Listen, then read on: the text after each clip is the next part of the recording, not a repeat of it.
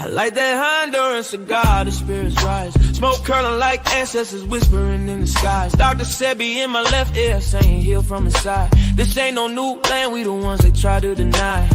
Before Columbus ever dreamed of ship to steer, we was building mounds, doing rituals with no fear. From Yucatan to Galveston, New Orleans near. That's a triangle of soul, but the map been clear. Second lines ain't parades, that's ancestral rights. Tambourines and feathers under full moonlight. We ain't immigrants now, we the original might. Built pyramids and bone flutes before Rome took flight. Topcatz said it loud, stop begging for permission. Our culture ain't missing, it's just deep in tradition. We ain't African cause they told us we remember the mission. The land speaks Creole, soul food and intuition, We been here through the blood and the drum, through the elders, the chants and the kiss of the sun. Smoke rise from the leaf, yeah, we talk to the sky. And the ancestors' rhythm, we never die. We been here, oh yeah, we been here. Way before they wrote their lives, we still live. It's our home, not a place we disappear. James singing true through the pain and the tears. Granny sat me down, roll something slow. Said when you puff, give thanks, let the cosmos know. I inhale the jungle, exhale the flow. Spitting stories that the textbook still scared to show. Cigar lit like a torch from ancient rites. Aromas like prayers to the Orishas at night. New Orleans ain't a torch tale, it's black divine. Where the jazz horns spend time and the spirits align. Forget Columbus, we was dancing in stars. Trading turquoise, dripping culture in bars. Drums talking codes, spirits moving cars. Look close, the past ain't gone, it's just behind these stars. From Congo Square to Trammy porches, we built this land, no need for endorsements. The Mardi Gras beads ain't just for decor. That's soul armor, homie, we was gods before war. We been here through the blood and the drum, through the elders, the chants and the kiss of the sun. Smoke rise from the leaf, yeah, we talk to the sky. In the ancestors' rhythm, we never die. We been here, oh yeah, we been here. Way before they wrote their lives, we still live. This our home, not a place we disappear. James singing true through the pain and the tears. Through the blood and the drum, through the elders, the chants and the kiss of the sun. Smoke rise from the leaf, yeah, we talk to the sky. In the ancestors' rhythm, we never die. We been here, oh yeah, we been here. Way before they wrote their lives, we still live. It's our home, not a place we disappear. James singing true through the pain and the tears. We been here, oh yeah, we been here. Way before they wrote their lives, we still live. It's our home, not a place we disappear. James singing true through the pain and the tears.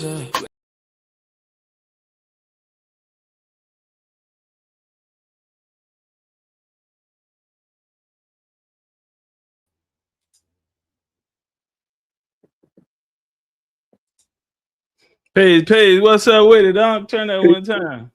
Peace, Big Chief, Big Chief, Topcatz. What's the deal? We in the building. Hold on, let me fix my sound right quick so I can hear you. Okay. All right, we in the house now. Turn that one time. Hey, y'all, you know it's a treat when two chiefs meet, man. We got Chief Pontiac in the building. Y'all do us a favor, tap that like button, share the video out. What's up, Chief? What's going on your end, man? You all right? Oh, man, it's all well, man. Everything good on my end. For sure. How about yourself? What's going on with you? Oh, man, I'm hanging in there, man. You know, every day above ground is a good day, you dig? Yeah. For sure. That give us another opportunity to add to our work. There you go. Turn up. And we're going to do some of that tonight. You feel me? We got the Chief in the building. We is going to do a Q&A. A little later, so y'all have y'all questions ready. Don't be disrespectful. Y'all already know I'm on you. You feel me? Yeah, I'm on you. Well, they normally be pretty respectful when I come around. Yeah. You know they. Yeah, I don't know. I only get it's a certain group of people that don't like what I'm saying that attack me, but they don't know. They wouldn't be over here on your channel. There you go. We're gonna start it out. You know, we got you want to talk about what's going on in Philly? Philly, yeah. So okay, let's start like that. Hold on, let me do this here. Hey, I need all my DMV family, my DMV family. Even if you're in New York, you can make it, man. Philadelphia for sure. You did. We gonna put something together in Philadelphia, and it's Indian business. I'm gonna break it down. You feel me? But if y'all in the area, man, come shake a hand and make a friend. You dig? Philadelphia. You want to turn them up on it? So we have a meeting of the various different tribal mothers. All of them not gonna be there, right? But the ones that's there, you know, they didn't went through their process of verifying who they are as a non-treaty tribe. Most of us don't realize it's only 5 tribes with treaties with the colonizers. That's why they call them the 5 civilized tribes. And then they use the made-up term Cherokee for all of the tribes that's not under a different treaty. Yeah. Right? They said that. I didn't say it. That's So why Cherokee the most populated tribe out of everybody. That's why whenever you ask somebody, somebody be like, do not look native, and you say, they can say, I got Indian in my blood. You say, what are you? You say, I'm Cherokee. Because Cherokee also encompass what we call adopted tribes, which is orphans from other places that didn't have nobody to take them in, and we took them in. They can't be full throttle bloodline tribe, but they can be ceremonial tribe, adopted tribe, and they can be people that's stragglers on the land that we decided to take care of. Or somebody that they overthrew, and they'll bring them into the army. Only one condition, that's if the mother of the clans say, okay, he fit to serve.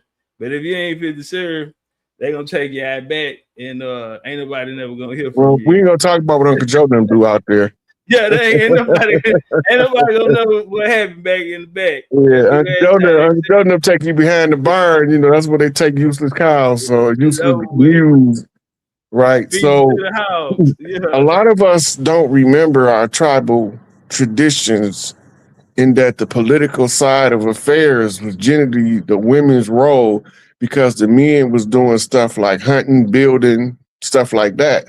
So the women took care of the politics until the colonizer came, and then the men had to come out from doing what they was doing because they wouldn't negotiate with women. They refused to negotiate or even have a conversation with a woman. Yeah. Right. So it was more female chiefs, women chiefs on the land, and it is today, than it is male chiefs. The rigors that we have, our mothers, aunties, neighborhood, community, they put us through to prove ourselves worthy. Average Joe ain't gonna make it. Right. The average Joe ain't gonna make it. So when you get to the age of what they call an elder, you have to be able to solve particular problems in the community.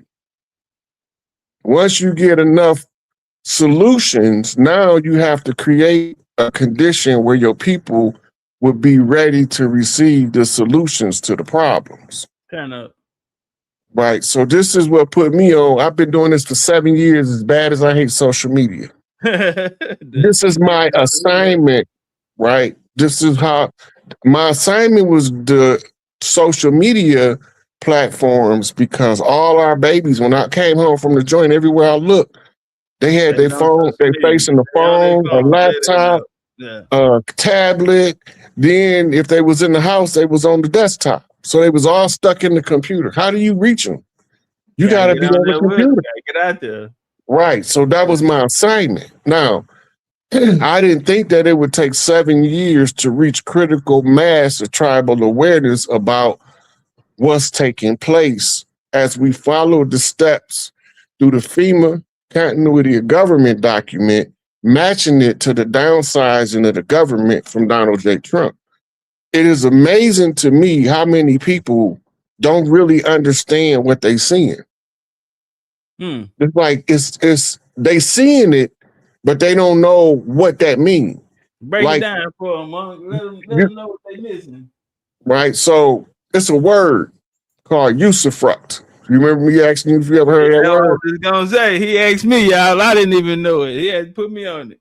So what a usufruct agreement is if you leave your house, and you're gonna be gone for 10 years, and somebody move in there, and they taking care of your house, living off your garden in the backyard and everything. But when you come back home and they know you the owner, under the usufruct, they have to surrender it. Right?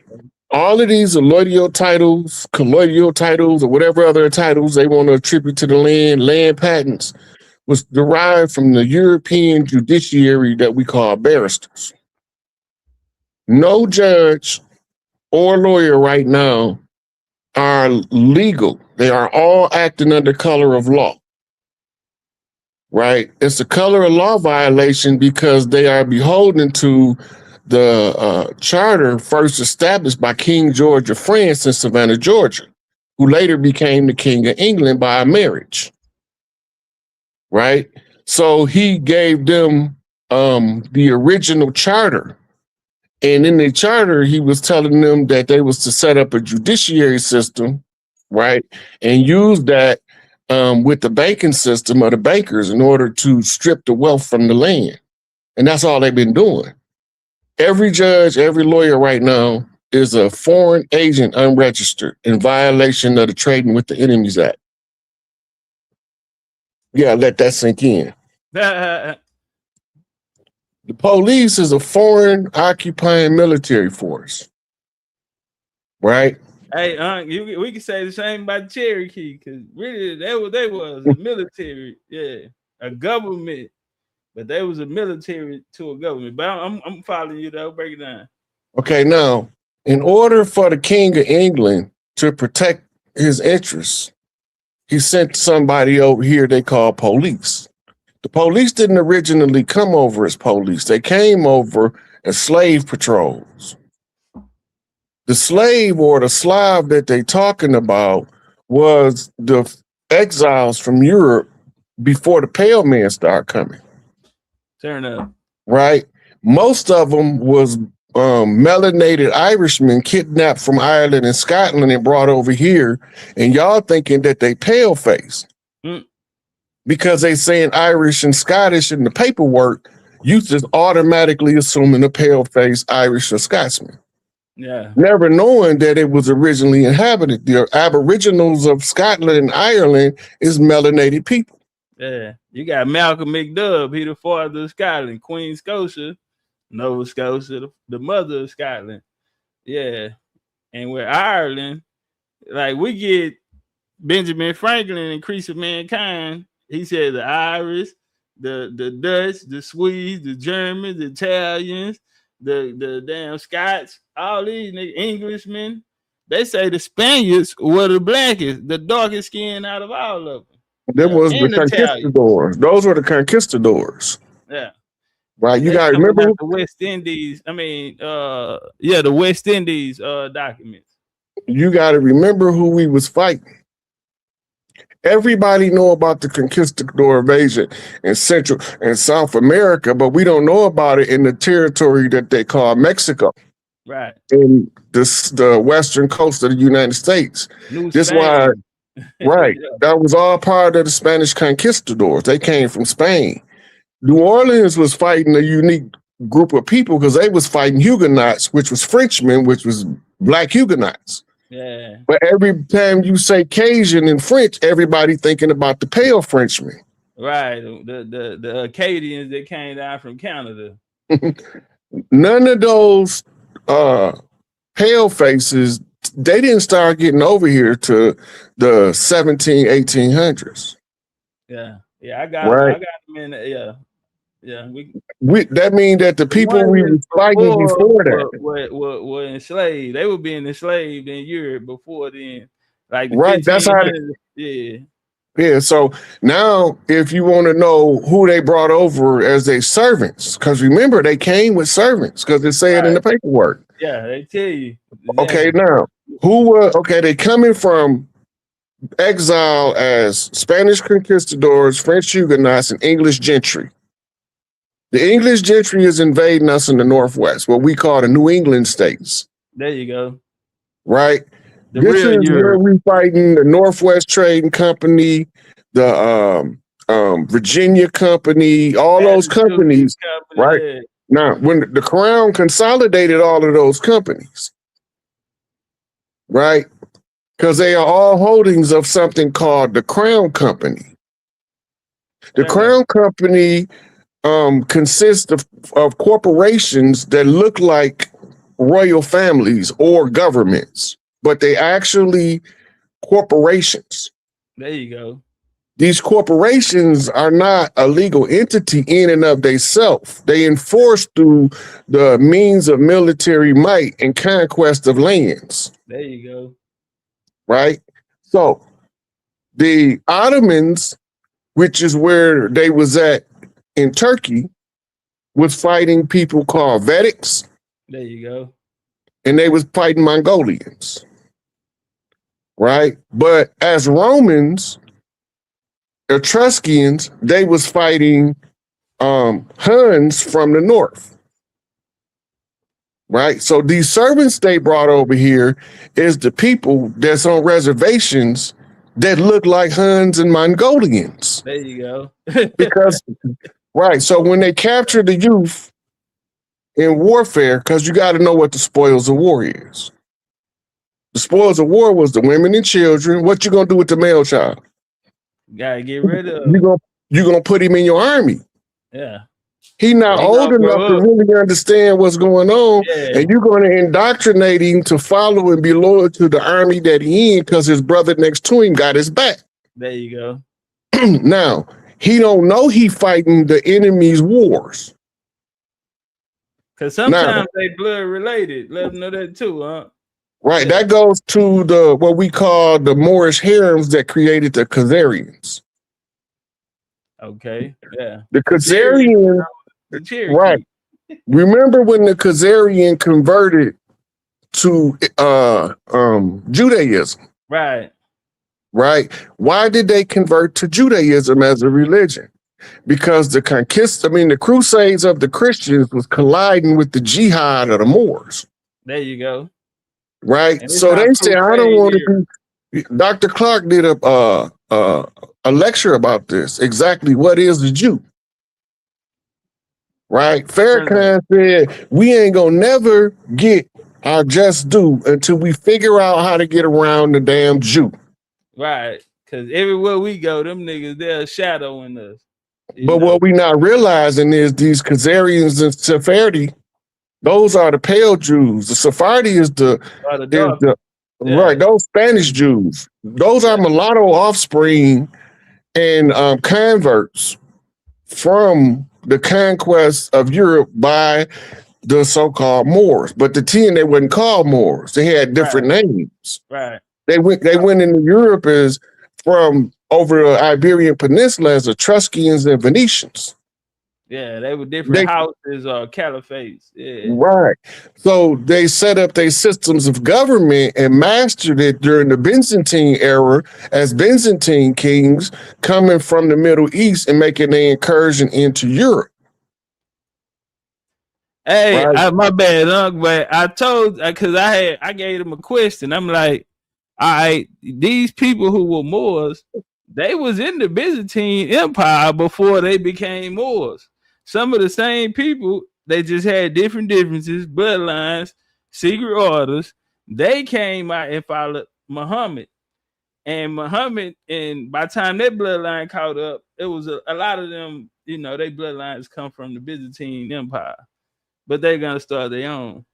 Right. Yeah, so the Byzantine kings created what we call today the country of Turkey. That was right. So when they changed Istanbul to Constantinople, it was to be named after Constantine when he established the church.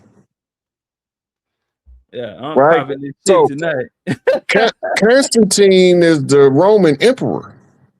He's an Etruscan. Right. But they paint him as a pale face. Yeah, melanated. That's why I say melanated man. Most of the emperors of Rome was melanated, and any of them that wasn't, they had a handler that was melanated telling them what to do. That was really the emperor, but they tested the waters. So hold on, are we going into the first, the first popes?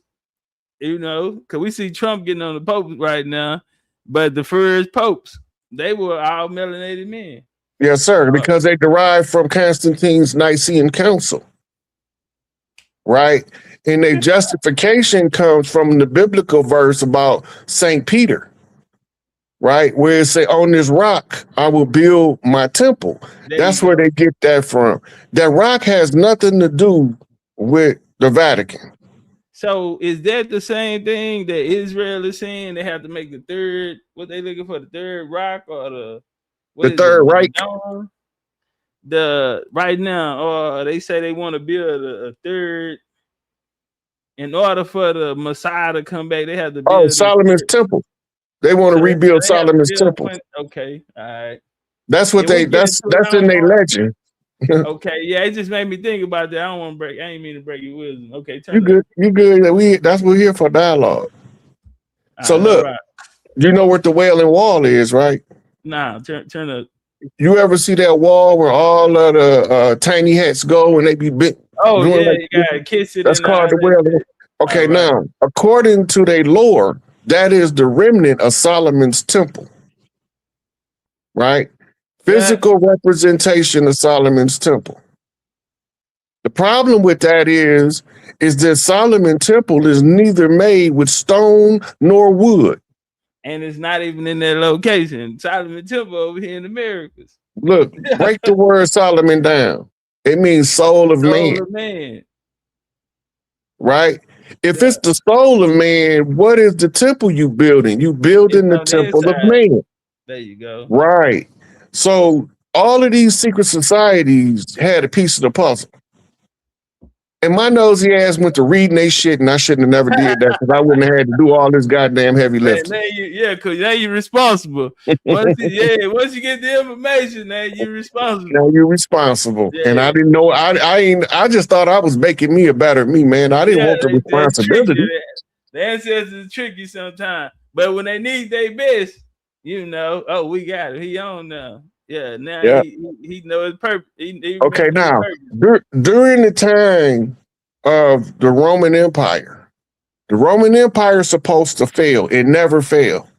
I agree. The Roman Empire became the church because why did Constantine assemble the Nicene Council? It's in the record.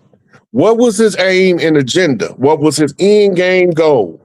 It was political because he wasn't even a Christian himself. But right now, my bad. I didn't turn up. You good. So Constantine said, after seeing the ones of us, they was all tribes with different belief system that would die for what they believed in. Right. So they took the New Testament was written by a guy named Josephus Flavius. Yeah, he was the advisor to the Medicis. The Medici family is also one of the royal families of Europe of conquistadors. Yeah, and Huguenots. Yep, they in all of the bloodlines because that's all they family. Yeah. Now, but we still think we talking about pale people. The pale people are the cat's paw. Catherine de Medici, Lorenzo de Medici. They got pictures of them still to this day, all melanated family. The Bank of Medici, they was hitting hard before the Rockefeller Bank was. They started the War of Roses. King Charles II, Black Boy King Mama, was a Medici. We know her as a Stuart because she married King Charles I to unite France and the Protestants and the Catholic. She played Catholic, but she started the War of the Roses. A whole book on it. Yeah, but that's how the Medici played. They, you know what the War of the Roses was really about, right? Turn up, because we got a war of flowers down here. So yeah, turn up. The War of the Roses was originally about bloodlines. and blood purity and the contamination of hemophiliac blood. Okay. Right. The pale royal families of Europe was trying to do the same thing the melanated families of Europe was doing, but they didn't have enough genetic diversity, which isolated birth defects. Right. The melanated royal family know that all they have to do is sheep dip from the other royal families of the world so that they can keep the blood diversified. You remember Prince Diana's son just married that sister, right? Right. Marilyn. I think her name was Markle or something like that. Meghan Markle. There you go. Yeah. Right now, remember this. She got the melanated bloodline in her. Right, because so back in the genealogy, she connected to a royal house as well. There you go. Now you're seeing how they patching in the pseudo royal family to the real royal family. There you go. That's why they need her blood. But they saying she used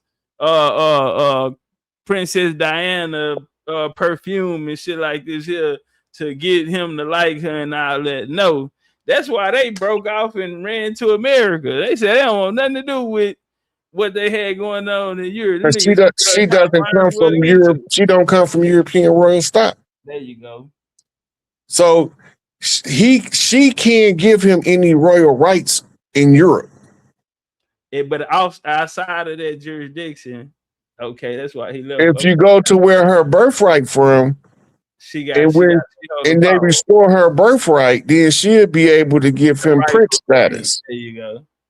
Right. And you know what? They were so against it, and they tried to bring up a lot of things, but he must have knew something, because if you hold all of this power, okay, if y'all did usurp it, he went with the play. He went so far, he got her pregnant. Now that was a real. Hold on, you went no royal. We gonna kick him out the family. No royal family or pseudo royal family. What do we call them? Fox royals. Everybody think they calling them fox royals. FAUX means fox. Like fake leather, like fox leather, shit like that. Yeah. But people thinking they calling them fox. They even use the fox for the symbol for the fox because of the homonym. It's trickery in the first degree. Yeah. Remember, I had to learn 120 degrees of tricknology that they was using on us to undo what they did. Right? So they telling us all that shit. That shit was arranged 10 years before they ever had a face-to-face encounter. They knew that was going to happen, but they had to put up the public protest so it can look like they doing something special. Yeah. Right. That's because they what they call twigging. Twigging or tying into the vine. The vine is the main bloodlines. The oldest bloodline on earth is old Mississippian blood. Period. Can't get it. That's nowhere. The oldest bloodline on the Outer Africa theory was developed with no historical information of the Americas being included. Not at all. Right. Like we even exist. Yeah. Look, the oldest thing in Africa is the remnants of the mines of Manadapa and Rafali, where they was mining gold and building temples. And that's not older than the shit over here. Talk to them. But they have to tell you that it's older the African stuff is older in order to perpetuate the Outer Africa theory. But nothing could be further from the truth. It's out of America because life came from here. The great Atlant, the oldest civilization known to man, right? That was a matriarchal ran civilization. So if you don't know where we came from, you don't even know where we at. Yeah, you already lost. Yeah, you already don't know where we at. Most of us don't know. There's ancient tribal traditions in place. When we counter with a threat, we have to have what's called a redemption process. How do we get our stuff from under the usufruct? We have to follow get something. it back in blood. you don't have to get it back in blood. You got to get it back in being right. You just got to be right. And what do you got to be right about? You say only love can conquer hate. Mm-hmm. Turn up. So they was teaching us to hate each other. They was teaching us to hate based off skin tone, hair texture, eye color, political affiliation, religious doctrines. All that was right. So that go right back to what Constantine said he was creating the church for crowd control. My bad, Unc. No different than what Ptolemy did with Osiris and creating damn, what's homie name they created after Osiris? Hey, y'all drop it in the chat. I got a brain freeze right now. But Ptolemy created Serapis. Oh yes, Serapis is another one of the prototypes of the character they call Jesus. Yeah. Okay, now I want you to do some digging. I got you. We're gonna do a little digging here. Turn up. The Strong's Concordance, the word Jesus, I think it's 2424 in Greek, is ISOUS, and proper pronunciation is pronounced Isis. Isis is the Greek pronunciation of Offset. Right, that's it. Yeah, Queen Mother. Right. Now, Offset is the one who holds the right to seat the king on the throne as the Queen Mother, the mother of the king. Okay, now, and go back to the period, the contemporary period. Dr. Ashwa Kwesi said Cleopatra pulled a trick on the Romans and told them she was Offset, which would be Isis, right? Right. And they say they don't have Jesus' body and they don't got Cleopatra body. Yeah. Let it sink in now. If Jesus is Isis and everything about it is the same story as the story of what happened with Cleopatra, the parading through the streets wasn't Cleopatra, that was her children. There you go. Because once she disappeared, they paraded her children through the streets of Rome to show their conquest over the empire of Kemet, saying we have captured the royal house. Right? Now, the crucifixion story, look at the word crucifixion. It's a compound word. Yeah. The first part of the word is crux. Crux is the center of something. There you go. The second part of the word is the Greek word fictitio, which means fictitious, false. At the center of the lie is the crucifix. If you can identify what the lie is about the crucifix, you can identify who's who on the planet Earth. Bars. So when Josephus Flavius is writing his 21-part play, that's why they call the writings of Paul acts. Acts are episodes in the play, segments of the play. And then you notice, my bad.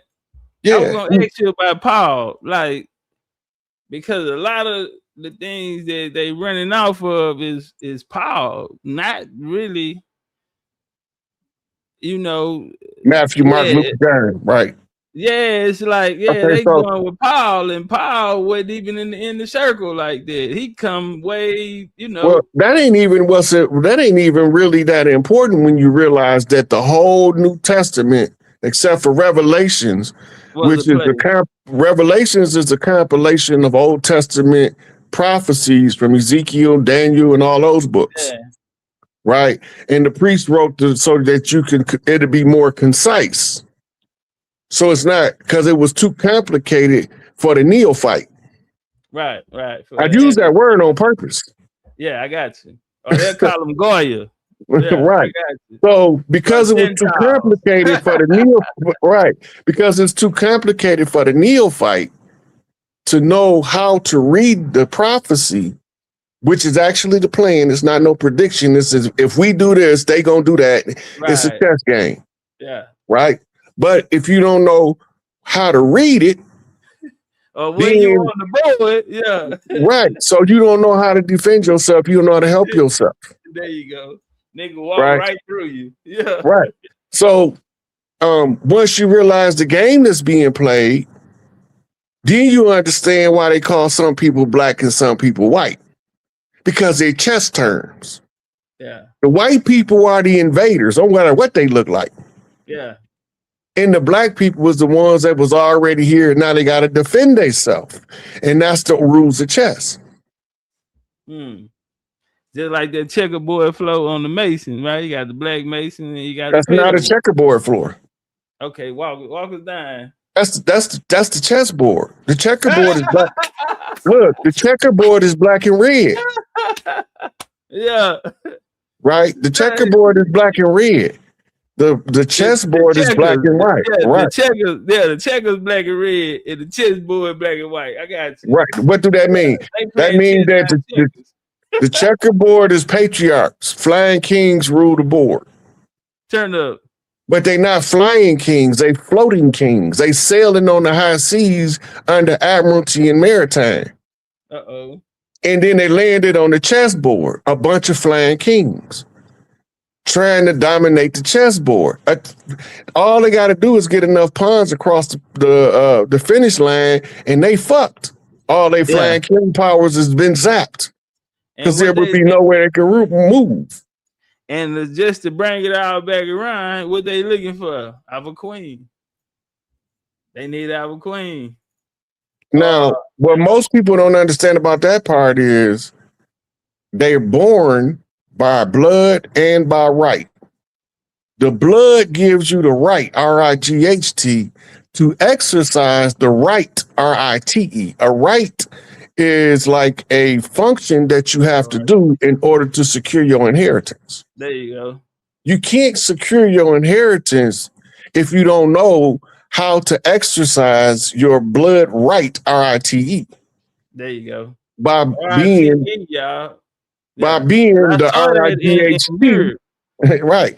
And by being the R-I-G-H-T blood, when you got the right blood, that make you the righteous.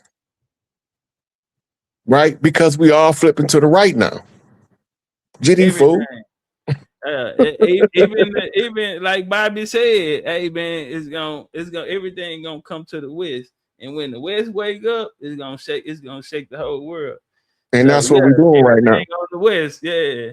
That's what we're doing now. We're waking them up. From the islands, seeing this beautiful lady from Garifina speaking about it. She say, if somebody walked in your house and said, I'm the owner now, do you get them the keys? Yeah, this sister say that they tried to say that their language is Yoruba, but it's actually Taino. And if you go through the Taino dictionary, a lot of their words are the same. So they figuring it out. Melanated people in Europe figuring it out, saying, hold on, my family been here. If we did go somewhere, we went to the West Indies and came back. You know what I'm saying? So okay, that gives us something called the Intra-American slave trade. There you go. Most of us don't know that 90% of what they telling us was the transatlantic slave trade was actually the Intra-America slave trade. They was taking Shinnecock from New York and telling them they was somewhere else by taking them to New Orleans or Mississippi to work the fields. Right. So they're telling them they on a foreign land. We figured that shit out in short order. Yeah. And then it caused rebellions and uprisings. Right. Yeah, they act like we wasn't doing no fighting. We ain't do nothing but fighting. That's why they say America been a country almost 250 years. Out of that 250 years, they saw no peace of no war. You feel me? Maybe 40, 50 years. You probably can't even call that because shit, Vietnam, and goddamn, the 90s, shit, all the way up into 20 years, the freedom, after 9/11. So shit, for the whole 250, been rock and roll. Listen, you remember the war powers that George Washington used to assume power? Yeah, George.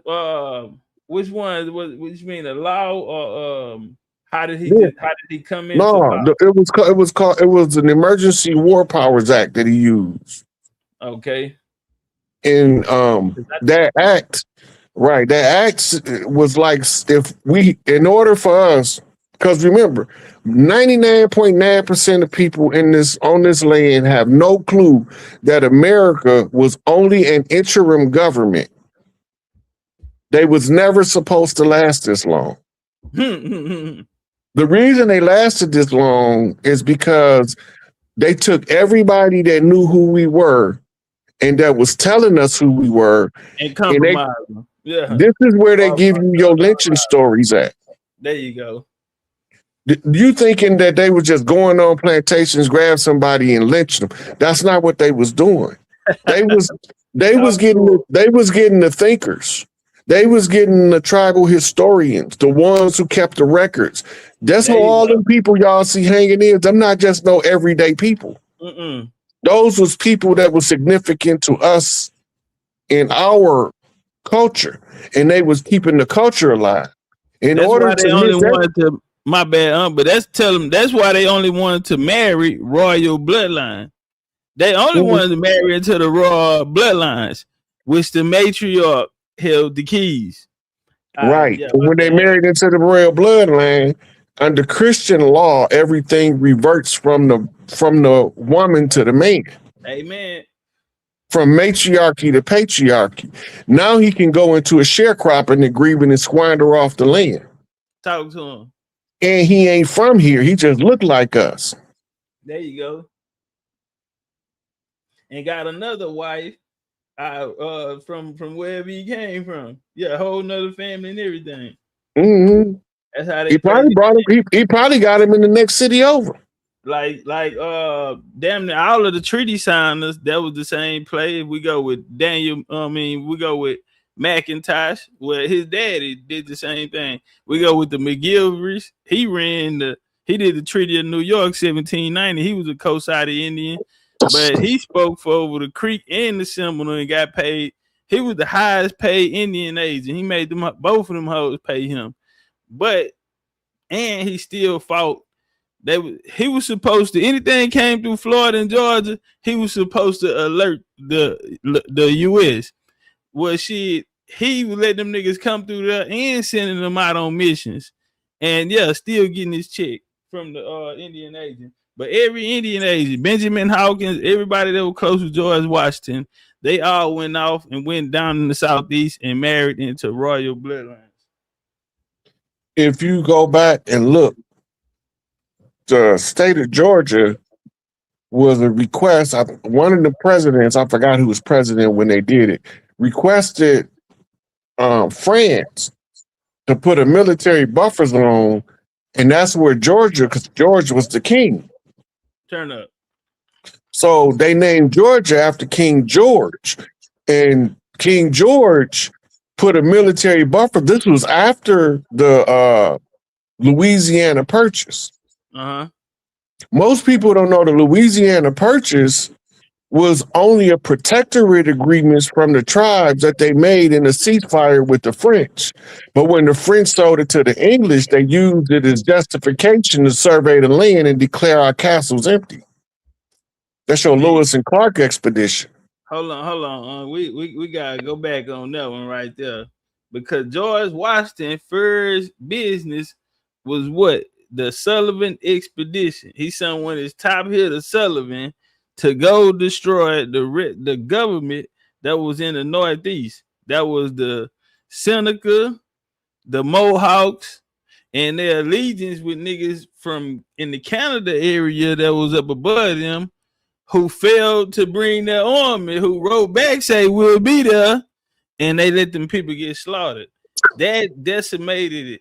And his first act that he signed was to take the proclamation that George made, King George made, 1763 proclamation line, null and void. Now we can cross the Appalachians without nobody saying anything, because now we're not under the crown.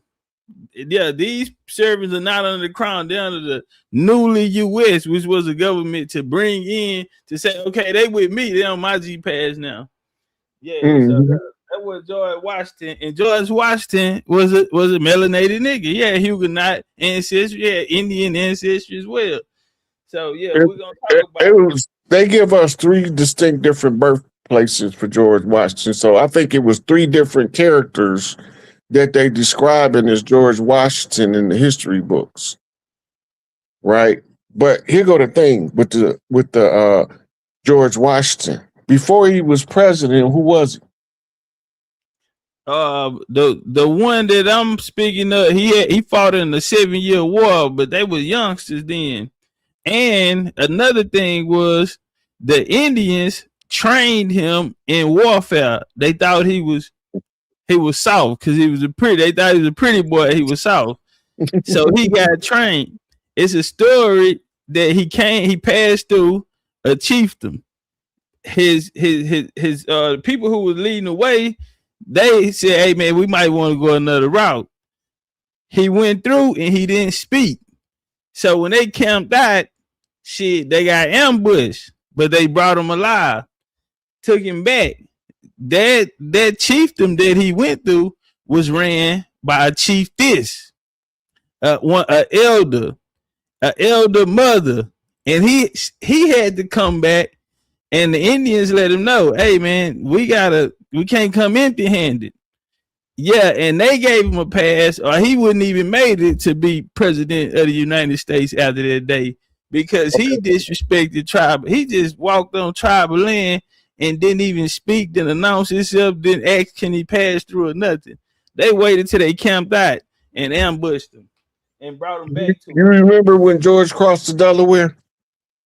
Yeah, I heard the story, yeah. What was his rank when he crossed the Delaware? Because he wasn't president yet. Really, officer, shit.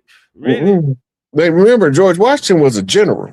Right. They moved him. He moved through the ranks fast. Like I said, I got to think of that Indian. But this is the point that I'm making. Turn it up. If he the first president, who appointed him general?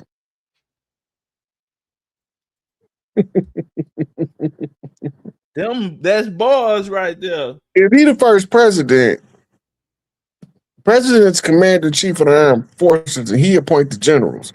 Who in the fuck appointed George Washington? Appointed him, right? Now it's now, I got an opinion on it. Turn up. You ever heard of something called a French Foreign Legion? Yeah, the French Foreign Legion was Lafayette over there, because Lafayette became his #1 French ally. He got him the money that he needed. They needed nation. They needed funding from an outside nation. So Spain and France came, and Lafayette was the one sitting at the table for the French to get him the money.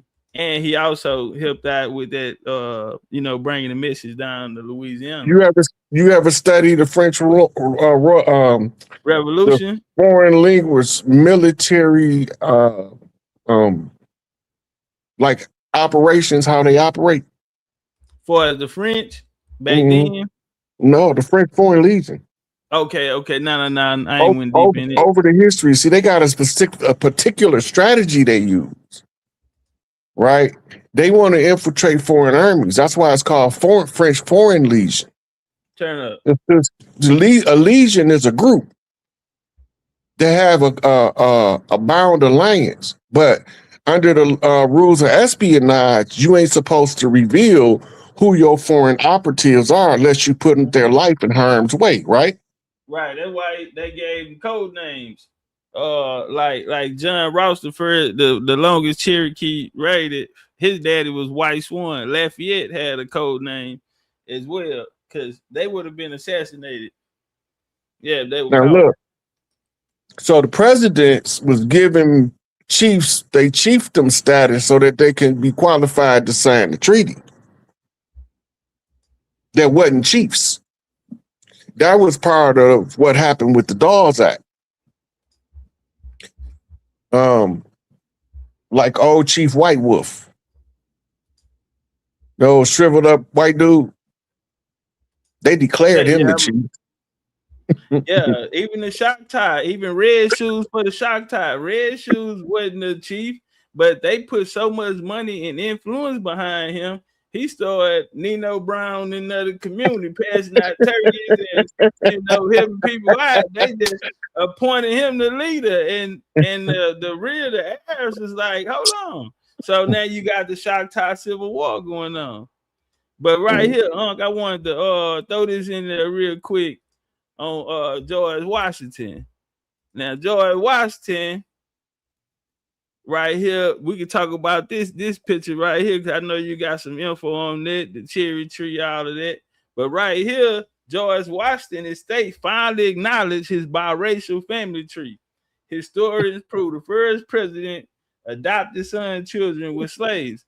Now, they said the DNA match of the Carters, the Branhams, who Martin Luther King, his original family that came from Ireland, they were the Branhams before they changed their name to King. So that's very important. And so they showed that Pork Cutter's line runs exclusively through the offspring of his daughter and Robert E. Lee. Robert E. Lee, also a melanated man. And that land that they lived on became what was called a freedman area or a contraband during the Civil War for Indians. Now, I mean, we can keep going. Smithsonian, George Washington, nigger family finally getting it. Now, right here, here go a picture of him. This is family right here. Black History Month. George Washington had an illegitimate son with a slave named Venus. His name was West Ford. They called him Little West. Now, they was out of Westmoreland County, Virginia. Now you see them back there in the back. This is people now. This right here was the son West Wash. Right here, this West. Here go the descendants. These are the descendants of George Washington family today.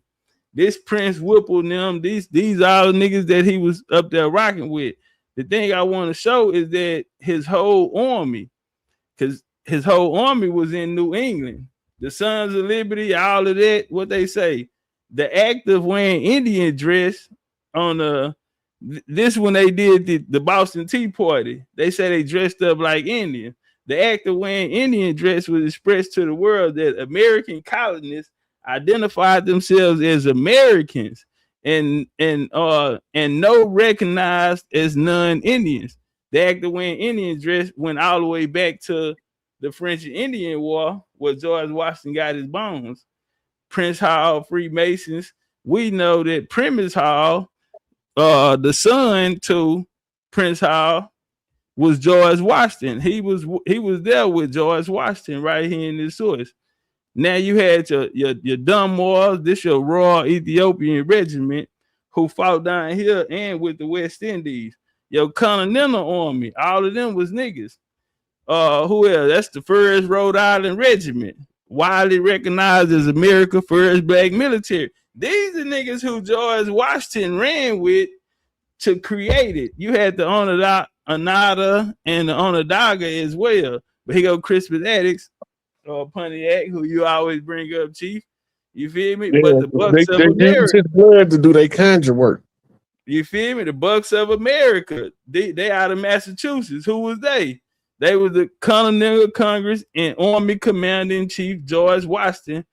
They was with Washington. The Battle of Bunker Hill. All these stories that they famously named for was all American Indians or melanated people. And man, you know, we're gonna go get the genealogy on them, the ancestry. Hey, look right there when you were talking about the Boston Tea Party. Right. And they was dressing up like us. There you go. Who discovered they wasn't us? Well, they was no.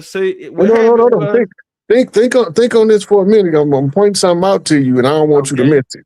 All right. Somebody identified them as not being the people who's supposed to wear the way that they dress. That's not their garb. Okay, so the story goes, it was an eyewitness who said he was there. Now he was a Mason. He said that the plan was that in the hall in temple, they had already spoke about this plan.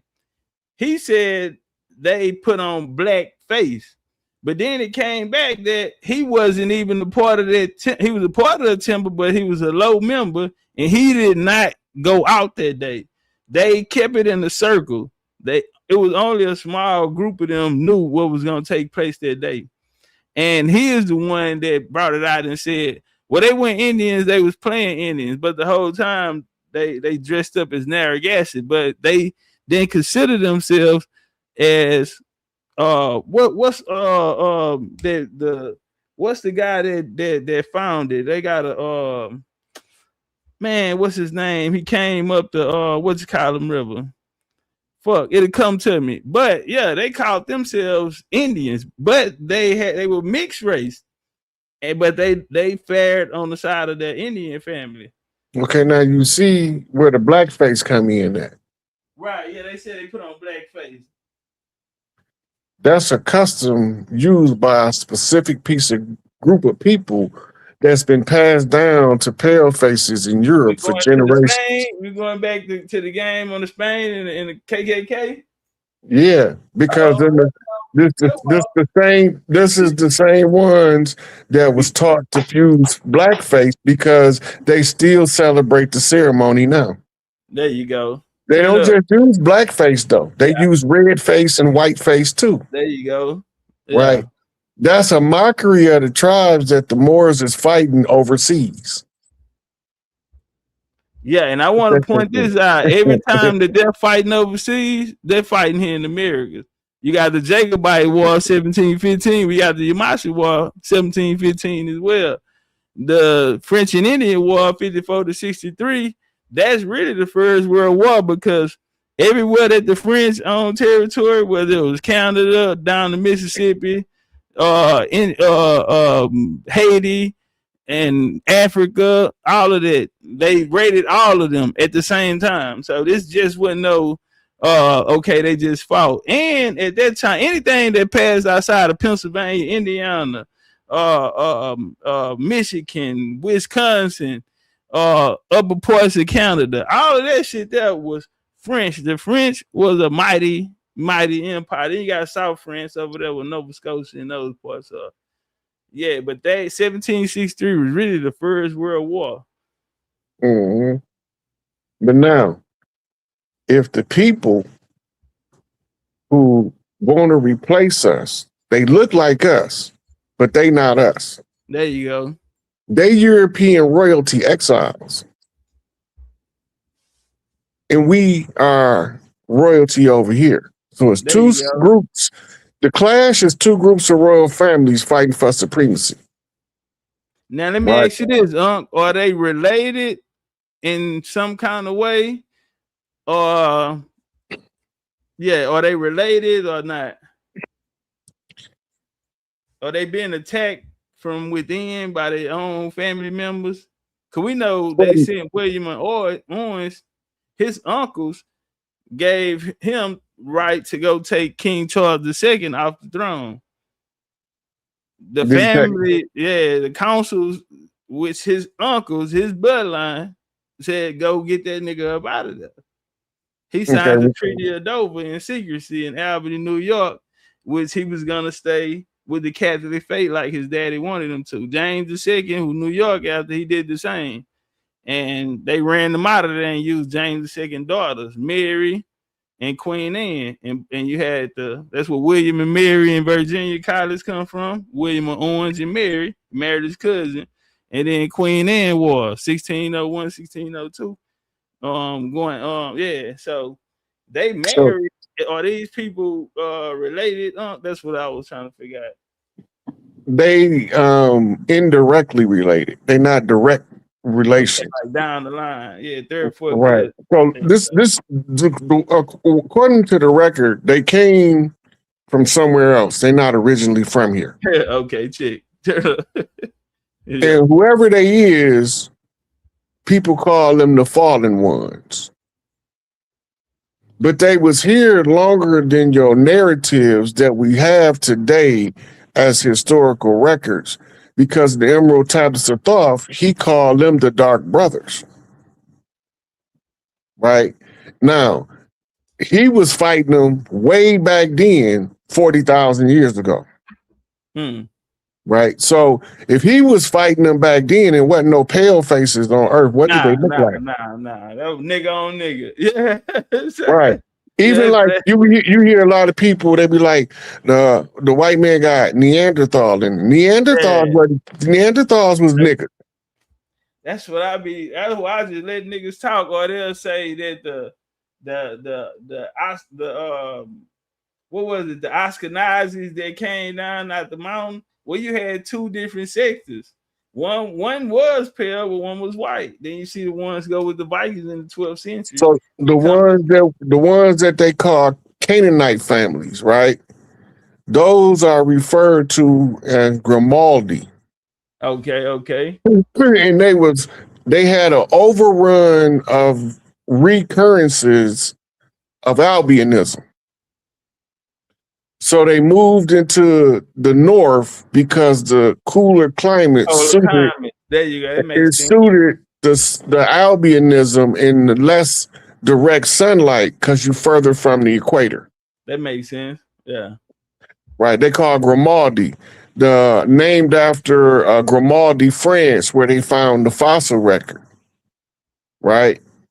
Now, you got another group of people that are the stringy hair Europeans, that's albinos from India. When you look at a Caucasian, the Caucasians had pale skin and afros. But the ones that's the Vedics that's coming from India, they got pink skin and straight hair. There you go. Right. Now, there's two types of albinism, and you can read about this in one of the edits of Ivan van Sertima called African Presence in Early Europe. Right? It's an essay in there dealing with this two types of albinism, but one of them you can tan. Right? And the other one, instead of tanning, you burn. So does this have anything to do with the red legs? Because when they sent the pale iris to to Barbados after 1627, they had to move them to Montserrat because of the timber. So they called them red leg, RADLEG, one word. And that later translated into the rednecks because of them in the sun. So they found a lot of them not useful. So they say we need to find a place where we can send them because they can't deal with these weather conditions. They was assigned to a pocket in the Appalachians. They the daughter of they are the children of the red-haired princess Scotta. All right. Scotta was a mulatto, in using modern terms to describe her. She had a twin sister, Scotia, who was caramel colored with freckles. They was the snakes that was ran out of Ireland. Okay. Right? Because there's no fossil record that there was ever a serpent called a snake existing or a reptile called a snake in the history of Ireland popping out of the ocean. It was allegory, yeah. Right. Now remember, Scotta was given the stone of rulership by the pharaoh and sent to settle in Scotland. Exactly. Which would be Canada. Yeah. Well, it wasn't yet. It was the island. Then they came over here, and Nova Scotia, which translates as New Scotta, was named after Scotta's caramel complexion sister. Okay, so that's why they always bring up the three Marys or the three sisters. Because every story like that, it's a lady, they're fleeing. Even with Mary Magdalene, she went to South France, but she came there and it was three people with her. The story of Saint Kylie, another Black Madonna. Same story. They're always fleeing and going to a place. It's a guy named Legion. Legion lived with the Mayan down in the Chantal Mayan, I want to say, down in the Yucatan. He stayed there 30 years, him and the lease, they were photographers. He came out with a book that said that they left that Aset or Isis comes from Mayan tradition. They speak about her.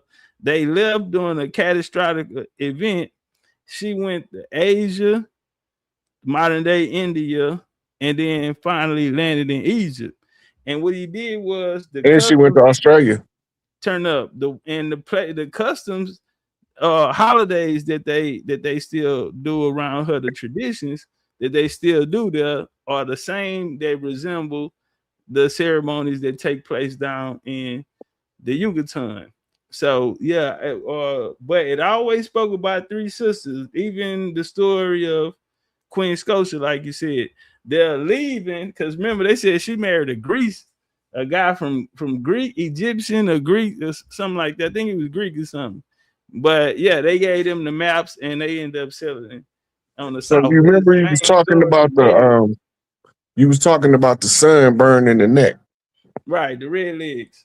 Yeah. When they came over here, it was the Gullah Geechee Big Mama that welcomed them, that gave them silver water.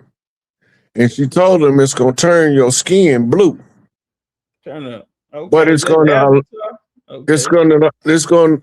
Smurfs. Story of the Smurfs. Okay. Right. But they lived in the Appalachian Mountains. This is where and the ones that don't drink the silver water, they don't turn blue.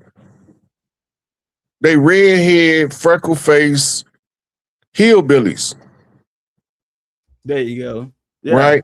But if you can look up silver toxicity, blue face, and it'll show you what I'm talking about. It's not toxic. It's designed as the alternative to sunscreen. That's what it was being used for. Silver is one of the most potent antibiotics known to man. That's why you can. Well, I don't know. Can you drink it? Can you drink or eat silver?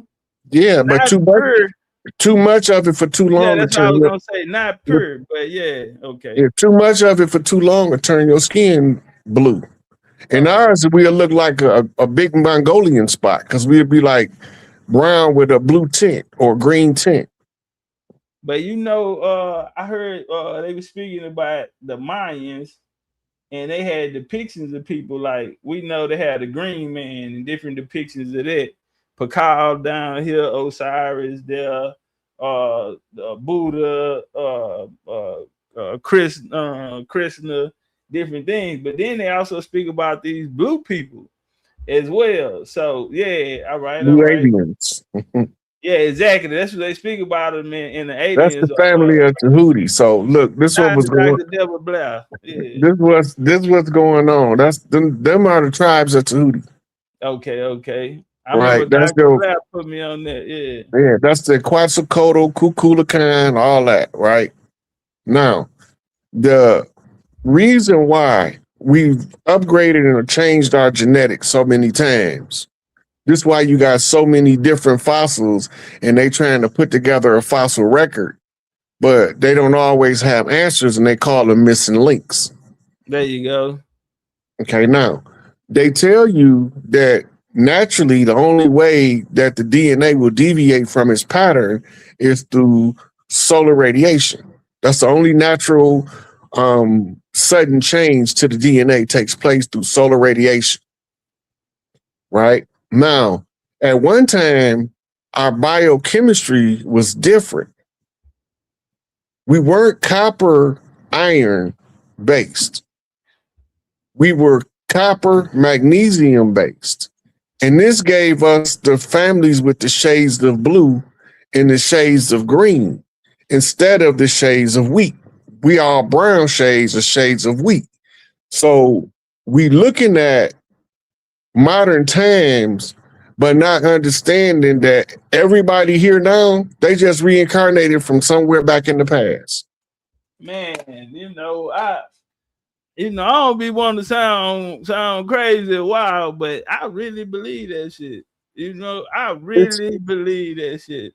Look, it's provable if a parent is suspicious that one of their ancestors came back because their child act too much like an auntie, uncle, grandparent, or parent. All they got to do if they want to know if it's them, when they learn how to talk, catch them off guard while they playing and call that person's name. They're going to turn around and say, what? Because that's why I was going to say, is why I believe that, because when a child come here, in our culture, we'll say, oh, that's grandpa such and such, or that ain't such and such. Walk just like him, attitude just like him. But the baby 2 years old, 3 years old, ain't even fully developed. But motherfucker, what we say, he been here before, or she been here before. Yeah. And we see a lot of those traits in kids. I'm like, man, how do these kids pick up so fast? And okay, just a little analysis make it make sense. The only reason you are first person perspective of who you are is because the channel that your DNA is tuned to. Yours is tuned to Legendary Topcatz. It's expressing your ancestral bloodline in a very specific way that's unique to Topcatz. Right? Now, in 10 years, if you ain't here and the exact same sequence of DNA codons are struck in the development of the child, it'll turn it on to the same frequency as Legendary Topcatz, right? Because the channel is open. Yeah. Topcatz can then communicate with three-dimensional people again, but he had to go through relearning how to use all of his faculties by going through infancy and childhood. So it's best for him not to be born. Yeah, that's why adult. You come back without a memory that you have to remember as you go. Yeah, okay. Because your life path is supposed to unfold who you are to yourself, not to nobody else. My bad. Is that why they say the age of understanding? They call it the age in that cycle of being born. They say you get to an age of understanding, which is around 4 or 5 years old. That's when they first grasp you that, aha, I'm living in this life. Let me participate. Before that, your participation was haphazard. You was just doing it to be doing something because you was programming your biological computer to read the environment. Excuse me. I need a drink. Don't worry about it. Hey, y'all tap that like button. Hey, shout out to the homie Young Elder. I seen him in the building, man. Shout out to everybody in the building. Tribe Hood signing. Joe 44 out there, Texas Triangle, PA representing, man. Shout out to Beaumont, shout out to Orange, Texas, all the Indians out there, man. Turn up. We got Chief Pontiac in the building, man. So, Chief, you was just speaking, I don't mean break your wisdom, but like when you speak about the reincarnation, and then like you say, Legendary Topcatz, but then you're Chief Pontiac. A lot of people don't know how important Chief Pontiac was. Chief Pontiac was a real one. Chief Pontiac puts the strong line so much that some of the legends that we know in the game, like Tecumseh and his brother T-Nim, or even the Watts boys who became Cherokee, some became traitors, but the ones that held tight and formed their coalition, because out of Chief Pontiac, they in American Indian history, they teach it as a pan-Indian alliance. Chief Pontiac came with a pan-Indian allegiance, meaning all, no matter what tribes your ass from, we're not gonna bring them differences in because we got it. He really, and what another thing he was good with, because a lot of the OGs was getting knocked off at that time. He was good with that youngster class. Him and the youngsters under him, they was gonna follow him to the end of the world. for him to get them to believe, and a lot of their parents died through these wars or became POW, shipped off.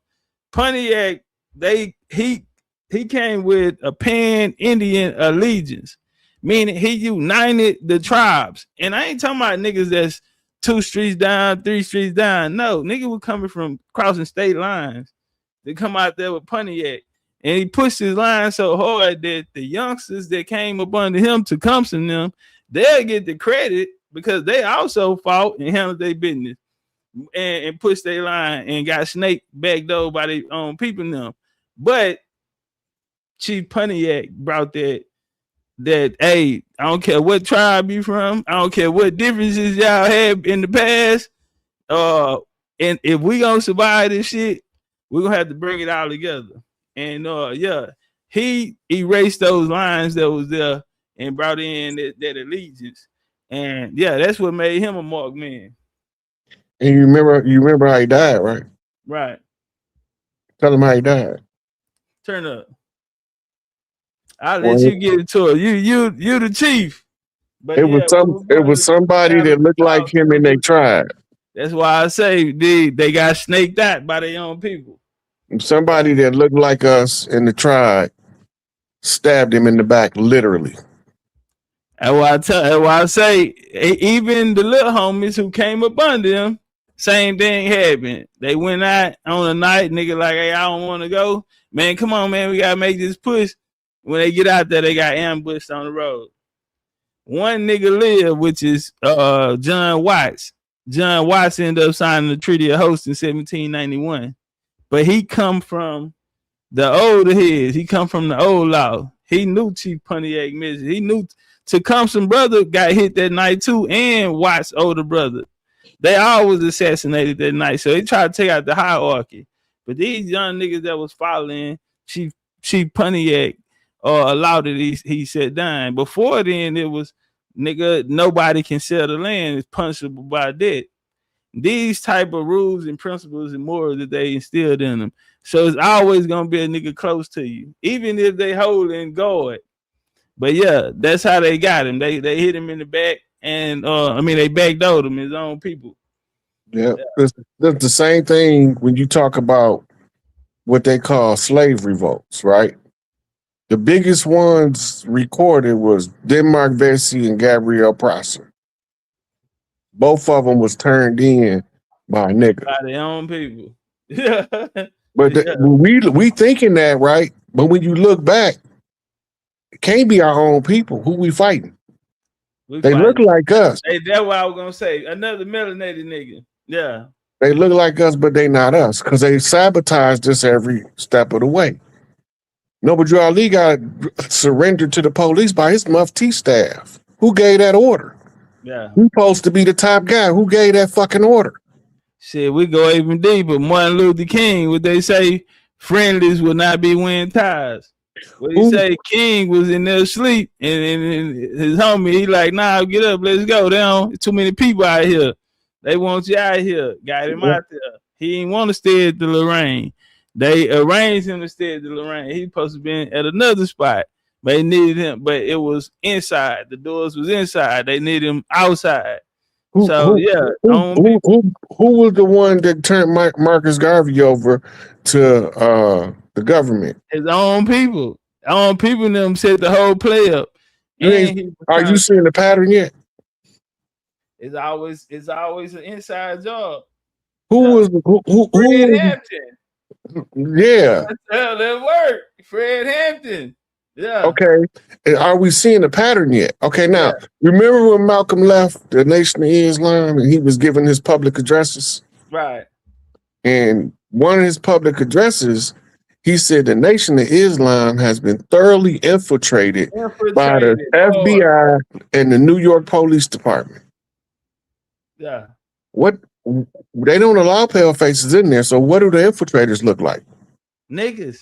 And the mosque in Philadelphia wanted to hold, I ain't gonna say what number, but the mosque in Philadelphia wanted to hold security for Malcolm. Cause Farrakhan had went up to Massachusetts He was in Boston. Boston, right? He went up to Massachusetts, but Philadelphia, mosque in Philadelphia wanted to hold security for him, and they was turned down. Yeah, right, because remember, Elijah had excommunicated him. Nobody in the nation was supposed to be associated with Malcolm and be in the nation, right? But it's something else that Malcolm did. Nobody didn't pay no attention. He started naming names on TV. There you go. Yeah, bro. Right? Yeah. And he's telling the streets, no, this is not snitching. The streets know what I'm talking about. He was like, and the police know what I'm talking about because they the ones that told me. They told me. You feel me? Yeah. Right. So the FBI told him. Right now, if he was really willing to die for Elijah Muhammad, like he said, right, and he was running a red herring because he was Detroit Red. Yeah. Right. Pay attention. He has to tell Elijah the infiltrators, but he can't call him. Yeah. Right, because Elijah's phones are being screened by infiltrators, and they notice. So he can't call him. How is he going to tell him who the infiltrator is? He can't. It's one way. It's only one way. Tribally speaking, throw up a smoke signal. You throw up a smoke signal. You name the names in the public domain, and you tell them where you got it from. The police know this because they told me. Yeah. That was his word. Right. So now we looking at discovering in the aftermath that two of the guys that they said was part of it ain't had nothing to do with it. Yeah. Right. And one of the guys, the first one got out. He was the actual perpetrator, and he lived out his life in New Jersey unscathed. Right. But the other two, they don't get, when they get out, that's when they reveal the reality that Malcolm was assassinated by the New York Police Department and the FBI. Yeah. That's recent. Like that's something, look it up. That's recent information. They got out a couple years ago, right? Right. Because one of the cops told the story on his deathbed about how they did it. Who was involved. Yeah. Shout out to Dick Gregory, yeah. You dig? So if they telling us now, remember, Malcolm X FBI files, John Kennedy and Robert Kennedy FBI files, and Martin Luther King FBI files was classified top secret and sealed for 25 years by Richard Mealy Mouth Nixon. Yeah, so and the bushes, yeah. So before 2000, they couldn't tell us none of the information that they had in the file. Why did they have to wait 25 years? Actually, because all of the people that would have did something about it would be dead or too old. Yeah. Right? And so now everything is unsealed because now it's just information for us to use to avoid the patterns. So they know that all of the ones that was going to tear this up limb from limb if they found out the truth, they can tell them now. They too old to do anything. And the new generation, our generation and under, they don't give a fuck about that shit. Right. They just, to them, that's some stuff they learned in the history books is not real. But you know what is real to them? Legendary Topcatz, Dane Calloway. Right, Dane Calloway, Young Elder, Brother Rich. That's real to them because we actively putting forth effort to educate our people on what happened to the degree that is mobilizing them in their psyche. Right.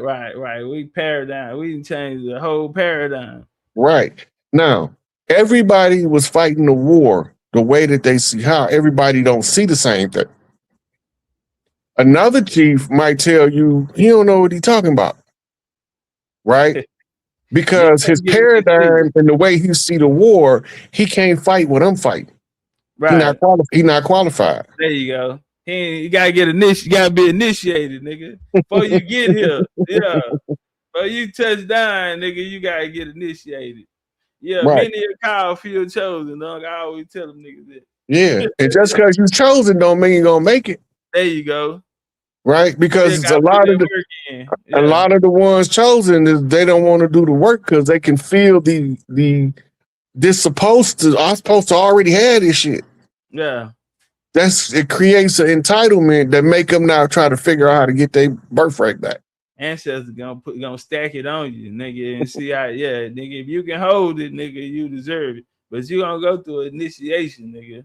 Before you get here and when you get here, nigga, they gonna stack it on you. Especially if you one of the ones, they gonna stack it on you and see how you can. Hey, if you make it, oh, all right, he's supposed to be here. Yeah, but like you say, a lot of niggas might get it, but then they'll fall off. They don't want to do the work. This shit don't stop. Like, man, this is not no that frequency we leave, like you said, that portal is already open. So yeah, how fast? Like you said, you only been here 7 years. You know, me 6. And how fast shit then turned around to what everybody is saying. Hold on, we delineate now. They looking and saying, okay, we ain't all black. And they like, hey, nigga, who is you? Nigga, where you from? You know what I'm saying? What kind of black? Nigga trying to make sure. Hey, what's your lineage, nigga? What kind of lineage you got? Where y'all come from? What's your story? And so you remember when our parents used to change the world. Look, remember we used to bring a girl home or a girl bring a guy home and their parents be like, who your people?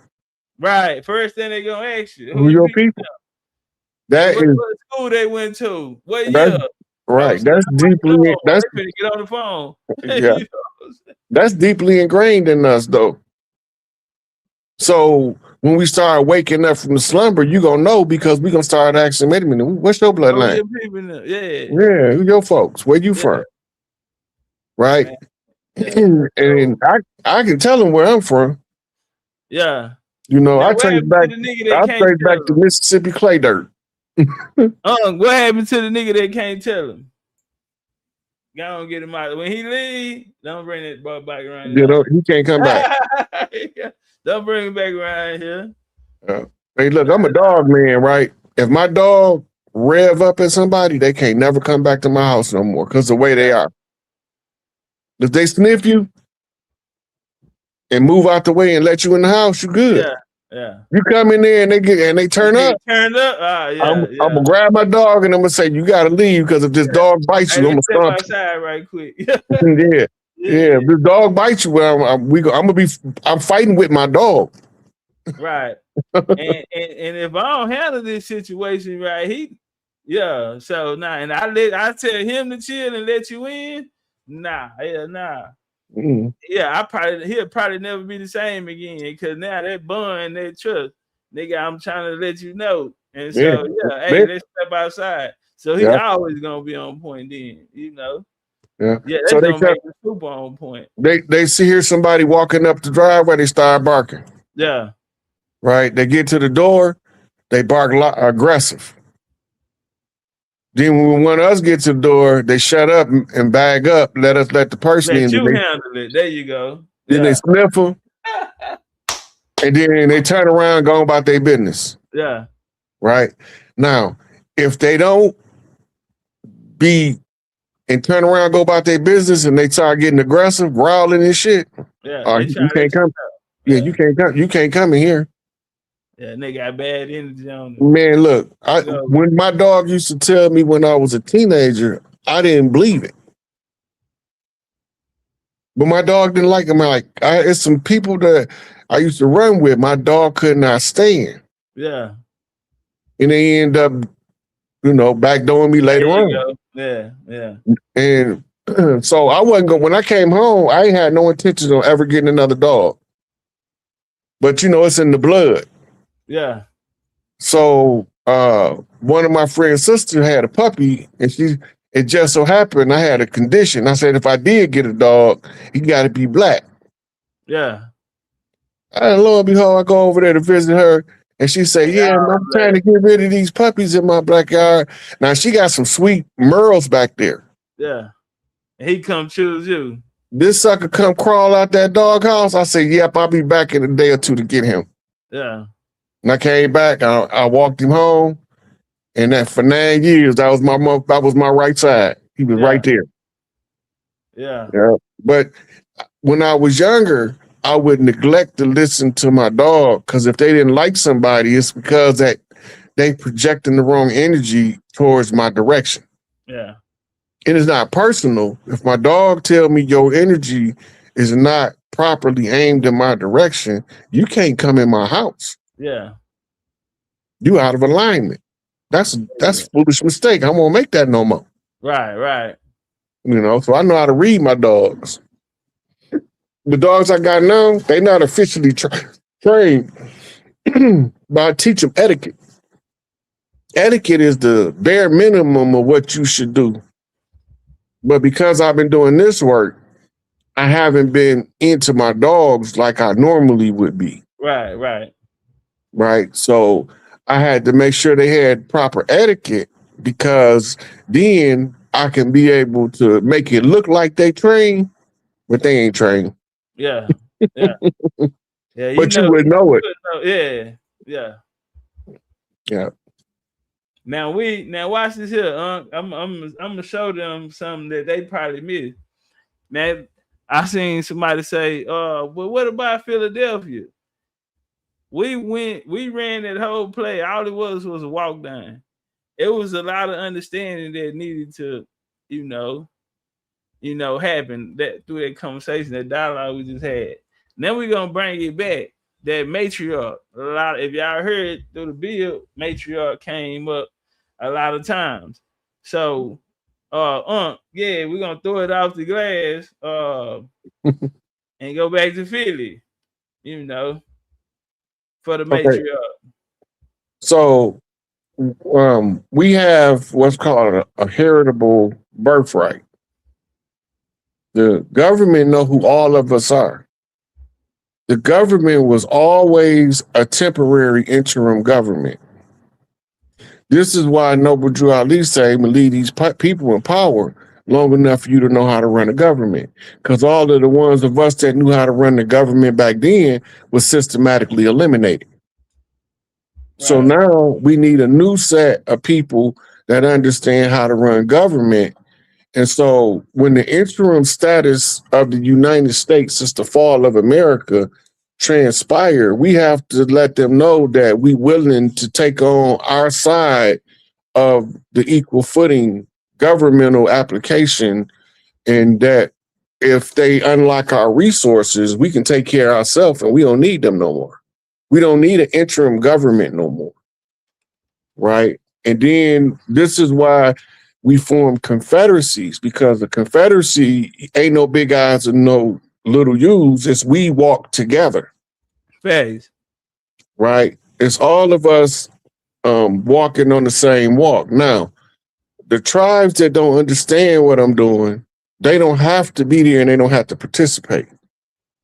The ones that understand what I'm doing and what I've been teaching and how I've been walking us through the continuity of government should give them enough evidence to know that I know what I'm doing, right?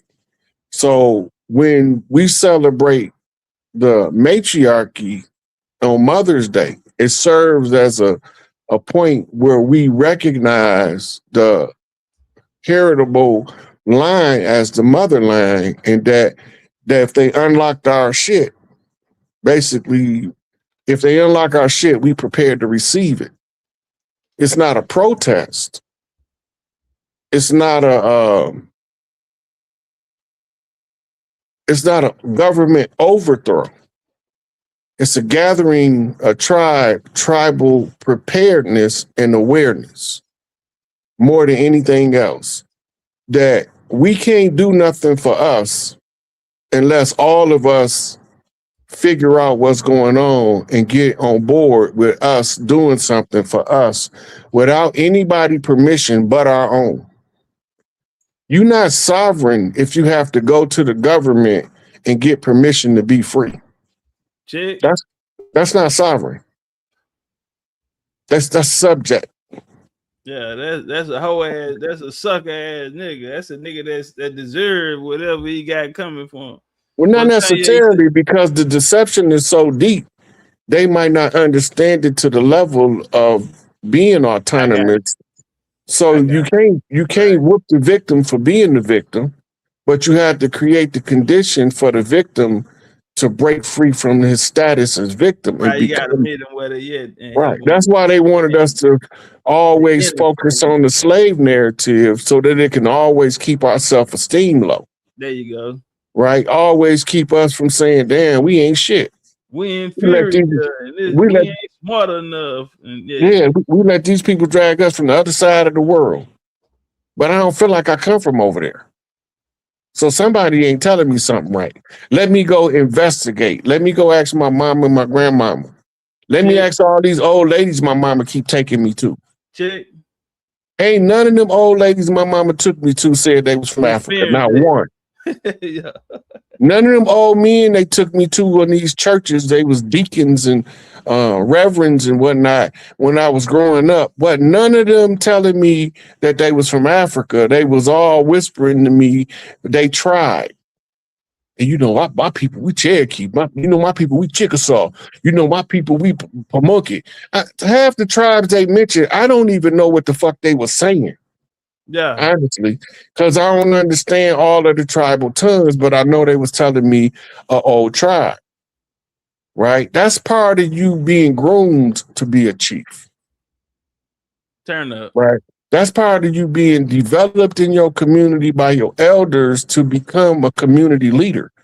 That don't make you better than nobody. It make whatever skills you develop in your lifetime, if we can use those skill sets to our advantage as tribal people, then we gonna have to borrow you. Right. We gonna have to borrow you until we get done doing what need to be done. Yeah. So you're gonna have to apply your expertise, your skill set, and you're gonna have to give us so much information that we know you know what you're talking about. Right. Right. So 7 years worth of information. If I don't know what I'm talking about, then I need to get the hell out of here. Get out. Yeah. Hey. Yeah. Like what they say, you fired. But see, you elevated it and been so consistent. And you know, I hear a lot of people say with a lot of things that's been transpiring, they're like, man, Ride said this was gonna happen. But when Ride said it, niggas was saying, oh, that nigga crazy. Oh, that nigga don't know what he talking about. Oh, that nigga need to come back down here on earth. And what are your sources? And then when the shit manifests and you see it for your own eyes, and then you hear other people saying it. And a lot of people saying Ride was right the whole time. But niggas just sit back and say, hey, man, I'm doing my part. You know, I don't even want no credit for it. I'm doing my part. And I think that's what make you a people's champ, though. Yeah, I'm not in this to get paid. I don't. When people ask for my cash app, I give it to them because that's called reciprocity. Check. Right, but I don't go around saying, y'all got to send me this much on my cash app before I start. I ain't doing it. Yeah.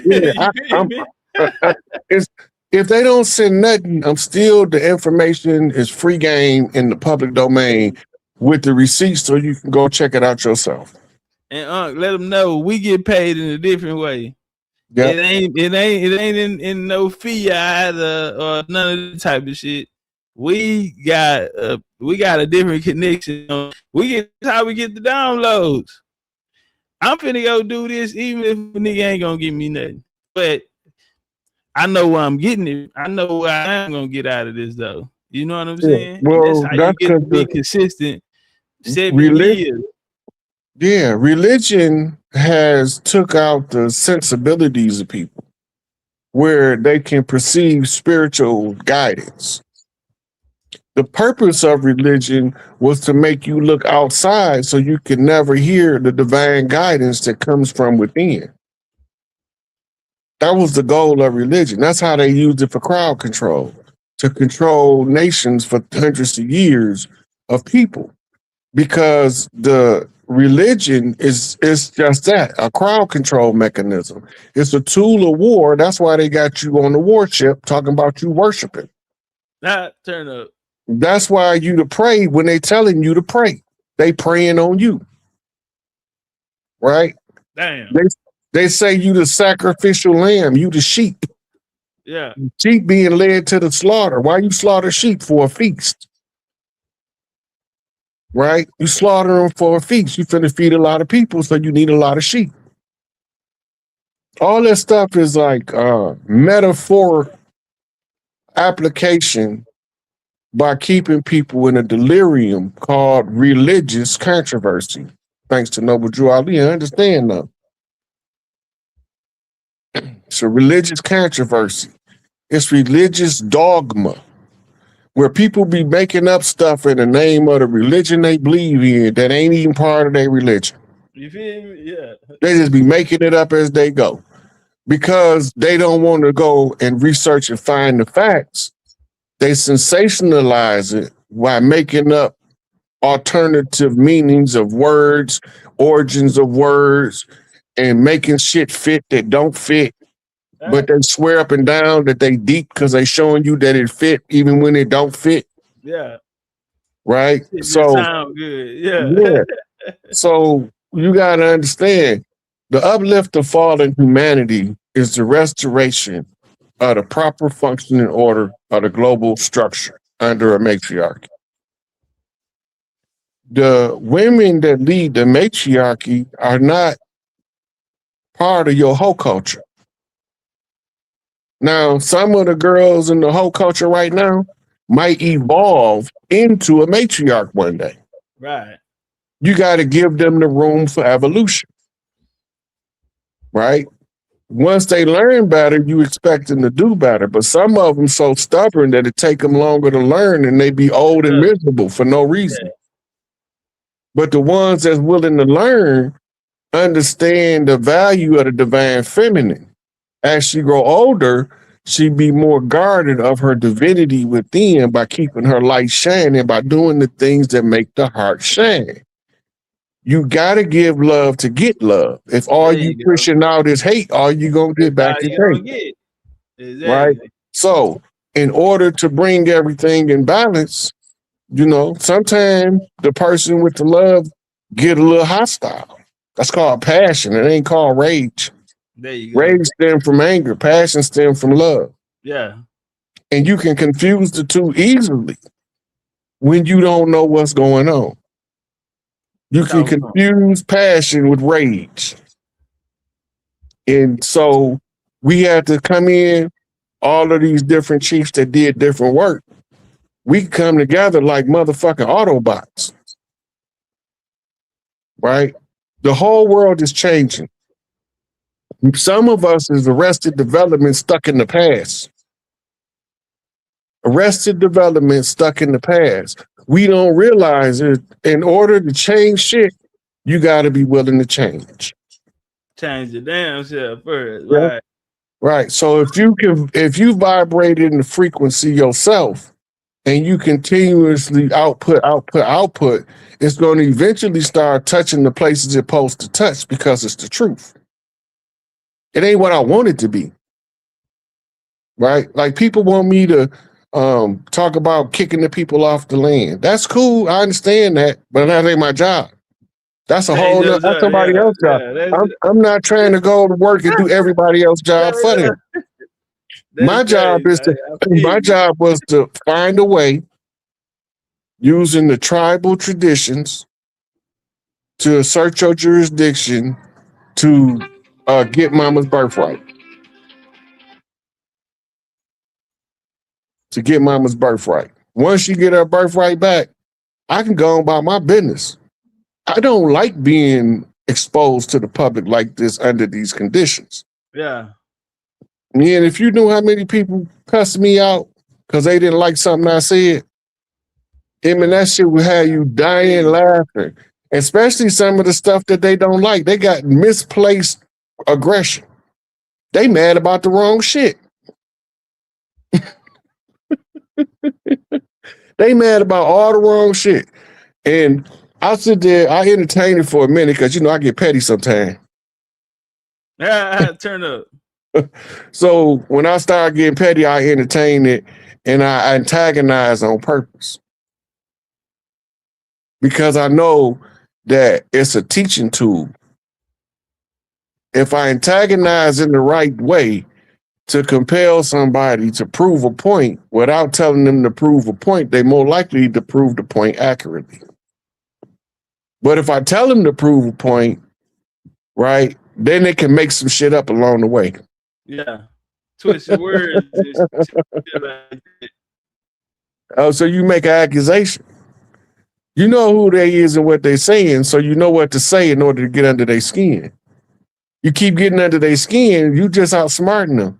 If somebody always can piss you off at any time, they smarter than you. Most of us don't know that.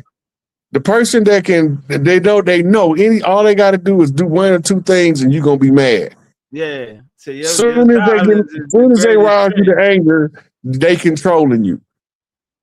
That's why they say your silence can be your greatest strength. Yeah. My grandma always told me no answer is the answer. Yeah. Yeah. No answer is the answer. All right, now, Philadelphia.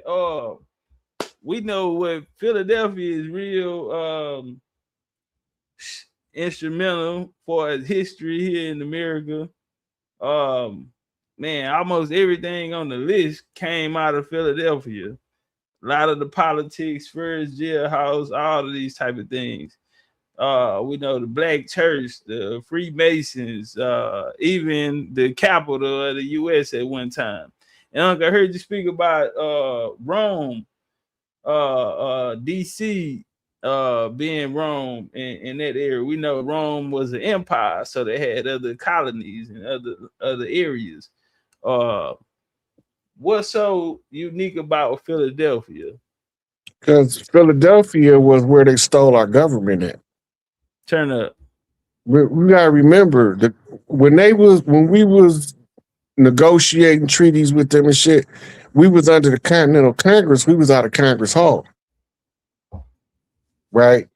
And this is where they switched the presidency. This is how George Washington be the first president. Because he the first president that he moved from Philadelphia to DC. Right now, under the grandfather clause, the Continental Congress still stands. It's just in recess. Right. The only people that's qualified to call it back, the government have to know who they is, and they have to have a body of work to show that they functional and operational and they know what they're doing. And then they gotta have a gathering to call Congress back from recess. That's what the gathering is, to call Congress back from the recess. But you got to have a certain amount of people that have the blood and the right in order to call Congress from recess.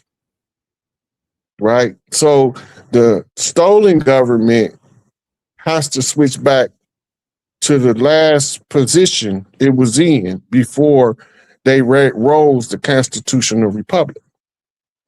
And that is the Continental Congress. Now, which we created. Yeah, I want to let them know. The Burges, all of that, these are our governments. Norfolk, Virginia was the Norfolk, Virginia from the medieval time. Had a hell of a naval base. And still, Langley, Virginia, that was one of our powerhouses for our military bases. And they operate. That's what Port Nola was. Turn up. But Port Nola was one of our biggest naval base because they patrolled the Mississippi and the Gulf. Yeah, for that fraction down there. Oh, yeah, for sure. Yeah, and they the ones that we used to trade with the islands through the ships that left the Nola port. Yeah, they controlled it. Make sure you don't get that end back safe. Yeah. That's why that's the only thing that the French ever seized. In the Louisiana Purchase was literally for the port of New Orleans. Yeah, they needed that port. And it was one of the largest in the world. Houston and New Orleans port, they have one of the largest ports in the world. And that's why our immigration used to be stationed in New Orleans. And that's why the first thing they had to do, they had to cut our New Orleans immigration off. Now we can't control who coming in, so they set up the Ellis Island immigration. It came from a different route. Right. And the ones that was making it through the Gulf, they was sending them to Texas because they was fighting conquistadors like Florida. They came through Galveston Island. Yeah. Right. So they trying not to let us control the flow of immigration so they can overrun us with immigrants. That was the whole purpose of the U.S. saying, you're not chartered under the crown anymore. We're going to bring you into our jurisdiction, this newly jurisdiction we created called the United States. Yeah. Right, which is an interim government. And if you want to know how it worked, if you go back and do the study on the on when George W. Bush went in Iraq and Afghanistan, right? There was a guy named Mohammed Karzai who was appointed president. I think it was Afghanistan. He was the interim president.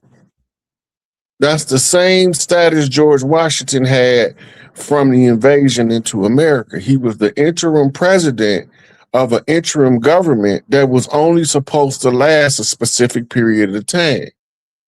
Now, that take us to what we call the George Washington Challenge. Turn up. Where they talking about taking the fezzes off the Moors and the moccasin sandals off the tribes, and then mixing us up and miseducating us on purpose and treating us bad. Yeah. And then at the end of 200 years, they won't know which side of the water they come from. We won't know us from the ones that came. But they look like us, but they not us. And this whole black psyop, like I told Judge O'Brien, nigga, this shit was the worst thing ever happened to us. Okay, now, there's another document, right? The other document is called the Oath. The Secret Oath. In the Secret Oath, I think it was one of the Rothschilds that penned it. But in there, it say the same thing as the George Washington Challenge, right? And it's telling about how they was going to control our education, mistreat us, miseducate us, on and on and on. The strategy that they're using can be found in another document. This document is called The Most Vile and Bloody Oath of the Papacy. Right? The mission statement in the oath says to kill the kings, the princes, and the people of the land. Now, it's making reference to England, right? But it's their war strategy that the same one they used over here. Blueprint, right. Right. Now, how do we know it's the same stuff they did over here? One, from the first two documents I just quoted from. The George Washington Challenge and the Secret Oath. The most violent, bloody oath for the papacy. If you want to know if that's the tools they was applying to us, all you have to do is study the great fires and floods of the land. Yeah. None of that shit wasn't natural. Yeah. That's because they was fighting war against us. Now watch this here. That's made me think of something.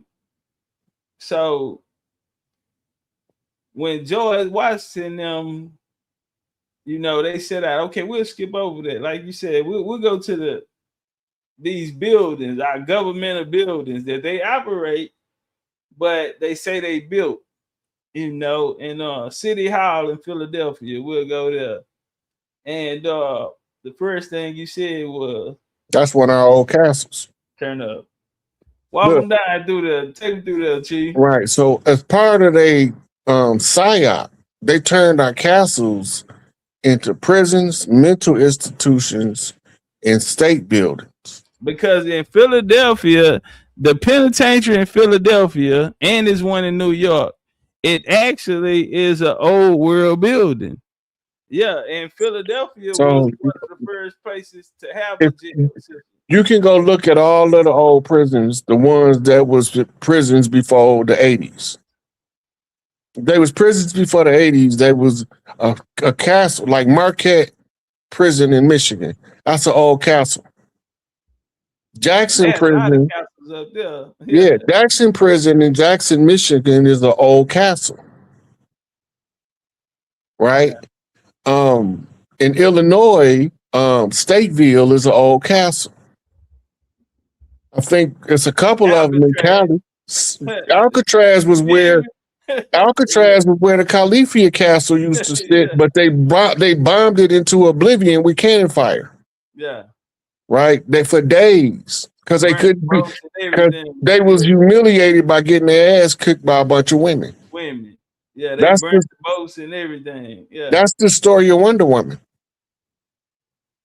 Okay. Look, the original Wonder Woman was the sister. Go back and check the comic. Okay, now the Wonder Woman character Diana is supposed to be born in the on this island of all women, warrior women, and if she was supposed to be endowed with these artifacts that allowed her to wield great power from the gods. These artifacts being her wristband, her waistband, and her rope. The rope is supposed to represent the serpent. Remember, the serpent crawls around the staff. Right? The staff is the center of the scale. Right? And the scale, the rope of truth is actually the speaking of Mott. Right? So that's the serpent of truth is when you speaking the justice of Mott. You speaking it out. Now, that ties back to something called Hosea. Well, Ryan Karinga, the rotten ass, wrote about it. But he did a good job on the book. Turn up. But don't mean he wasn't a rotten SOB. Yeah. But the book explains Hosea clear enough for a child to understand what it is. The question is, do you know how to work it? Authoritative utterance. Hosea, exceptional insight. Authoritative utterance is the development of the throat chakra. In the Sia, the exceptional insight is the development of the crown chakra. Yeah, the crown. Yeah. Right. Now, that means that you have to be able to channel the message through the brain that come out your mouth from source. And you are exercising the medu netter, the speaking to God. Now watch this here. So when they wear the serpents on their head, like we'll see Ishel, we'll see what's her name in Egypt, it'll come to me, but they wear the serpent on their head, meaning they are the protectors of ancient knowledge. Secret knowledge. Yeah, that's what Tupac bandana was. I'll turn up, cause see, you just fucked me up with that one when you said that the rope, what it represents the serpent. And a lot of these women deities, they have the serpent on their head. And a lot of people think, oh, that's the deceive or deception or something negative. No, this is a protector of, like I just said, it's the protector of ancient knowledge, of sacred knowledge. They're the keepers, they're the holders of sacred knowledge. So the women with the serpents is the women that wore something called the sacred locks. Today we call them dreadlocks or nappy dread. Yeah. But the sacred locks was something that was made feared by the Gorgon priestess. Here your three sisters again. The three Gorgons, the leader of the Gorgons was the one that we know in history as Medusa. Right. Medusa not a name.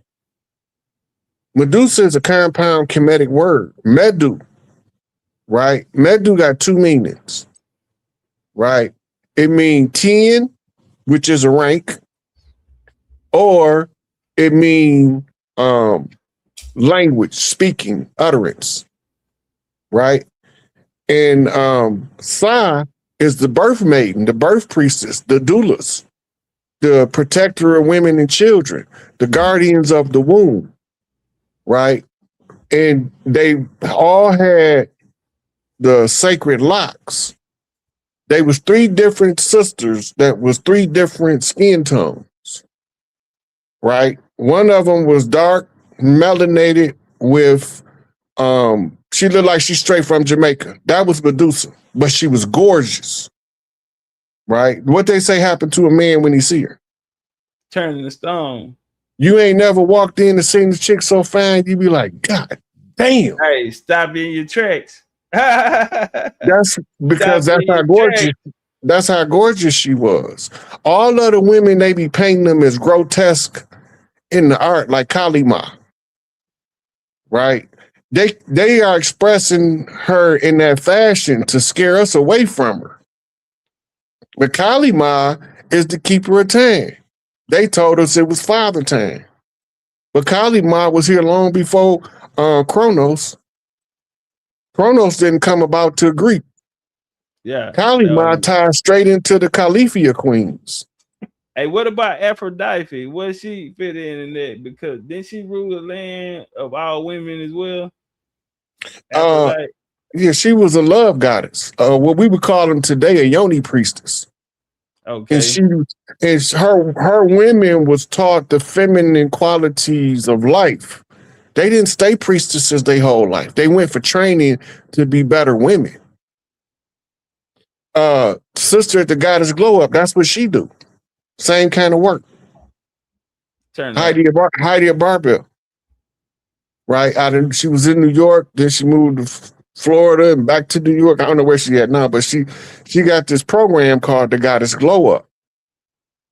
And she teach the women about their femininity and how to use their exceptional skills that each one of them have. How do you turn that into an avenue to market and benefit and live off of your talent?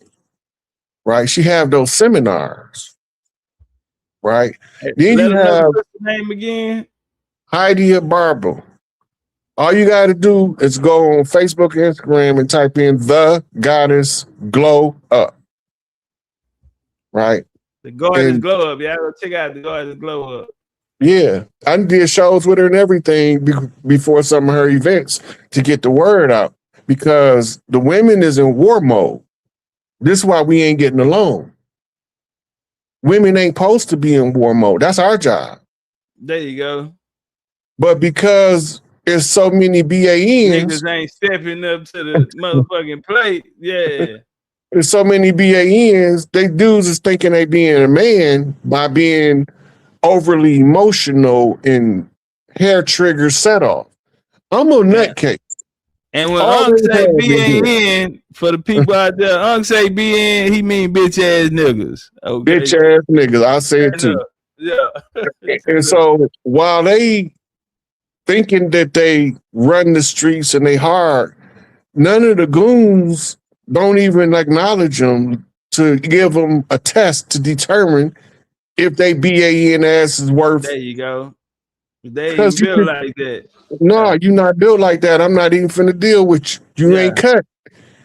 Everything you do, you need a firearm. You can't do nothing without your pistol. Yeah, nah. I grew up, we had to knuckle up. You gotta have something from the shoulders. Yeah. When I went down south, when I went down south, my cousins down there, come on, cuz, let's see what you got. Yeah. Them big old strong Mississippi nigga, born with muscle. Hey, look, like Greek god and shit. Yeah. Look, anybody from Macomb, Magnolia, Mississippi can go down the County Farm Road and they can look for Tinker and Dubo. They're my cousins. They really my cousins-in-law, but I don't put all that extra shit on it because that ain't really our culture. Yeah, family. Yeah. But look, these dudes, Dubo was a lot smaller than me, right? And I done been fighting big dudes up here where I'm at. Man, we was out there tussling, because you know that's what we do, tussle. Yeah. We out there tussling, man. This little dude was so goddamn strong. I said, what you been doing, carrying cows, nigga? Yeah. He was like half my size, and man, he was like holding on to a bear. Man, them niggas stronger than 10 men. Hey, niggas stronger than 10 men. Yep. That what the old folks say. I hear he takes niggas stronger than 10 men, man. Yeah. Motherfucker strong as Southern bourbon. Yeah. Say straight, no chase. Like a motherfucker. Yeah, but you know, when I got to Chicago, I was staying over in Motown, and my cousin, G. Kirk, he a Stone General. They call him G. Kirk, which means general. So that nigga knocked sparks out my ass. Yeah. But when we got done, he let it be known. He bought that life. He got something. Yeah. He bought that life. Yeah. He bought that life. So I'm not untested nowhere in the hood. I done went on missions for family members to you know, as the chief, developing, testing me out as a soldier first. You can't be the general if you don't first be a soldier. Hey, I ain't never heard of a general coming in at the top. Malcolm, that what separated Malcolm from a lot of them other niggas. That what separated a lot of us. You know, shit, like even in your story, my story, them niggas, them academic niggas, they'll look at it and feel like, you know, man, that shit don't mean nothing because you ain't even a wartime concierge, nigga. Yeah, we'll have to get rid of you. You know what I'm saying? During wartime, we can't even talk around you. You feel me? Yeah. So look, all of those lodges that got animals for them, the Elks, the Moose Lodge, Fraternal Order of Eagles, those are tribal. The ones that don't got that on there, the ones that just got the star and the compass, or they might have a Shriner symbol on there. Right. All of those is foreigners. And let that sink in. Remember, I can see that. Most of the secret societies are to pass on secret information, but they don't pass the information inside of the lodge. They just find a qualified individual to spill the beans to. This is your next level. You need to know this. Well, you know what I need to know? I don't know. I just feel it in my bones. Somebody sent you. Yeah. You what Granny said, you got a gift. Yeah, you got a gift. He got a gift. The hard part is learning how to use it. The hard part is not having a gift. A lot of people got different gifts. They don't know how to use them. Break down, what are some of the signs that, you know, that this person, a lot of people, like you say, many a cow feel chosen. Some niggas ain't even woke up to the fact that they chosen and the battle is going on and them niggas are off post. Them, you feel me? So what's some of the signs that the young homies coming up here and it, you know, they can some of the traits, you feel me, that they will possess, you know what I'm saying? Some of the things they can look out for to say, damn, you know, I got one of the biggest ones, the dream walkers, the ones that have the clear, concise, vivid dreams, and the dreams that actually happen in real life later on, or dream about a past event that you don't know that it existed until you tell somebody older than you. Yeah. Like those are dream walkers. Right. Then you have the ones that don't have to be asleep. Daydreamers. When I was young, first grade, I got in trouble so much. I was a straight A student, but I got in trouble for daydreaming. The whole class, I remember we had lunch, the whole class didn't left. They forgot I'm in there. They come back, I'm in the same spot, looking out the window. You can see the highway right there, Interstate 10. And I'm just staring at I'm not seeing the freeway though. My mind's somewhere else. And so the teacher called my mama. And my mama, she, you know, you gotta call your mama at work. And she got some bullshit going on at school. I'm at work. And the teacher said, nah, don't be hard on them about it. You know, so and then her name was Miss Bell. She was an elder lady in her 60s. But she said, she told mama, you know, don't be angry at them about it. So it's something that she's seen that my mama didn't see. You know what I'm saying? So do you know why the schools don't want you daydreaming? Turn up. If you exercise your imagination, they call it daydreaming. The stronger your imagination is, the stronger your ability to create in this world is. You have to know how to tune in to the frequency of what you want, and imagination is a critical aspect of that.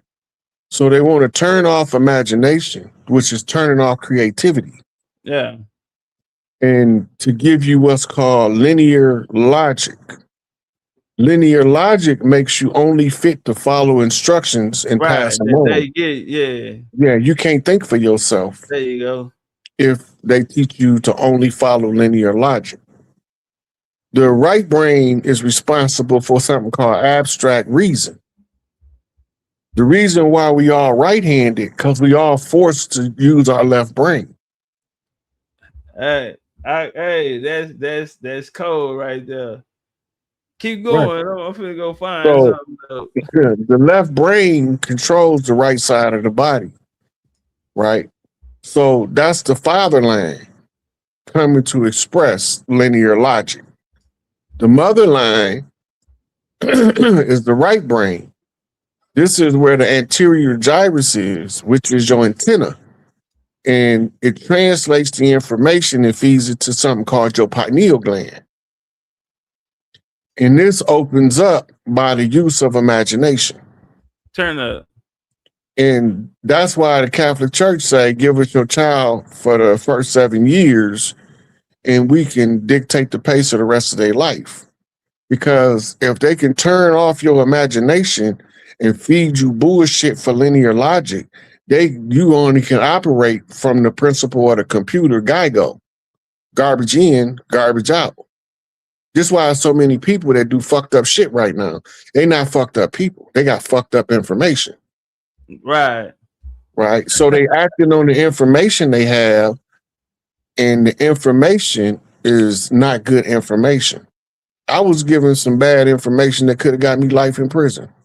Yeah. It took everybody with me, because the OGs up here used to tell me that if a group of people catch a case, the one with the most, to lose, take the case. Take the case, yeah. But you can't do that. Not this nigga here, a powerful piece on the puzzle. Right. If we can't replace this on the puzzle, nah. Yeah, but everybody don't know that ideology. We need this nigga on the board. Yeah, and everybody. I went through some shit like that in my life. I lost my older brother, got killed. My 2 older cousins was in on my life, but I'm still active front line, and they like, no, nigga, you the last piece on the board, homie. You gotta step back. You got bad as it is, nigga. You gotta step back. Bad as they need you, somebody else gotta step up. And yeah, so I had to go down. I went down. But when I was dying, I ain't getting no less. I done fed the streets, everything, never asked for nothing back. Front line every time, nigga. I'm in them cars, nigga. Give niggas not certain niggas, but then, when I was by myself, I'm sitting in lockdown and I'm thinking about it. I'm in a hole, and I'm like, hey, man, outside, I'm going a whole nother. When we be ready to ride like that, it's hard to transition from the soldier to the general. Yeah. That transition, because we want to make sure that the job get done. There you go. And in our culture, in our traditions, we generally don't send nobody to do what we can do ourselves. There you go. And that always was my motto. Right. I'm going. I need to know it's done right. I need to know we're going to make it back. Yeah. But that goes with, you have to understand, at some point, your battle skills learned on the battlefield become more valuable, because now you know how to navigate hostile terrain and peaceful terrain with equal proficiency. If you was doing your job, somebody was with you. Yeah. and they was learning. My best friend, yeah. They was learning what you was putting down. But then he ended up he caught a murder case. And so then it was me. And that was really like we was good cop, bad cop. You know, nigga come talk to me because they feel like it ain't no need explaining to him. Don't slam the hammer on you. But they'll talk to me. But then when I got with my brother, I was more aggressive and my brother was the finesser. And he'd say, hey man, you need to learn how to finesse. You gotta boss up. And that shit changed my whole ideology, how I looked at it. That's my transition from being a soldier to now being a general, a boss. My brother showed me, hey, you gotta finesse. Every situation you don't handle with aggression. You're not even in that environment no more because now I'm living with him. Whole time I'm really in training for these 6 months because I'm finna go out by myself. But in them 6 months, he showed me how to save my money, how to go to sleep early, fuck them hoes and all of that, nigga. I'm on the drought for like 60 days, no pussy, no nothing. But I know I better have my ass sleep by 9 o'clock if I'm gonna get up by 5 in the morning, or it ain't no place. So it was just the discipline he showed me, and then I was able to took off, you know. And I only had probably like a year and a half with him after that before he transitioned, you know. But you know, it taught me both sides of it, and I went from being a general to a boss. My little niggas, this shit on my hand, them little niggas took over. They ain't give me that for nothing. You know what I'm saying? But yeah, I was able to tell them how to navigate and how to stay out. Pay for their proms and shit like that. But I ain't mean to go that far. But I wanted to show you something you had brought up about the left, the left hand. Them teaching us in left hand. This in Tulum. Check. Fisherman. So you are a farmer. Corn. I'm gonna give you less fish. No, Nicolas. Don't take that question off the board yet, Topcatz. Nah, that's why I keep it up there. That's why the Mayas know warriors. Yeah, if you see on his left side. The first problem for the Maya when it's. Oh, I thought you was about to have me read that picture. Go ahead with the.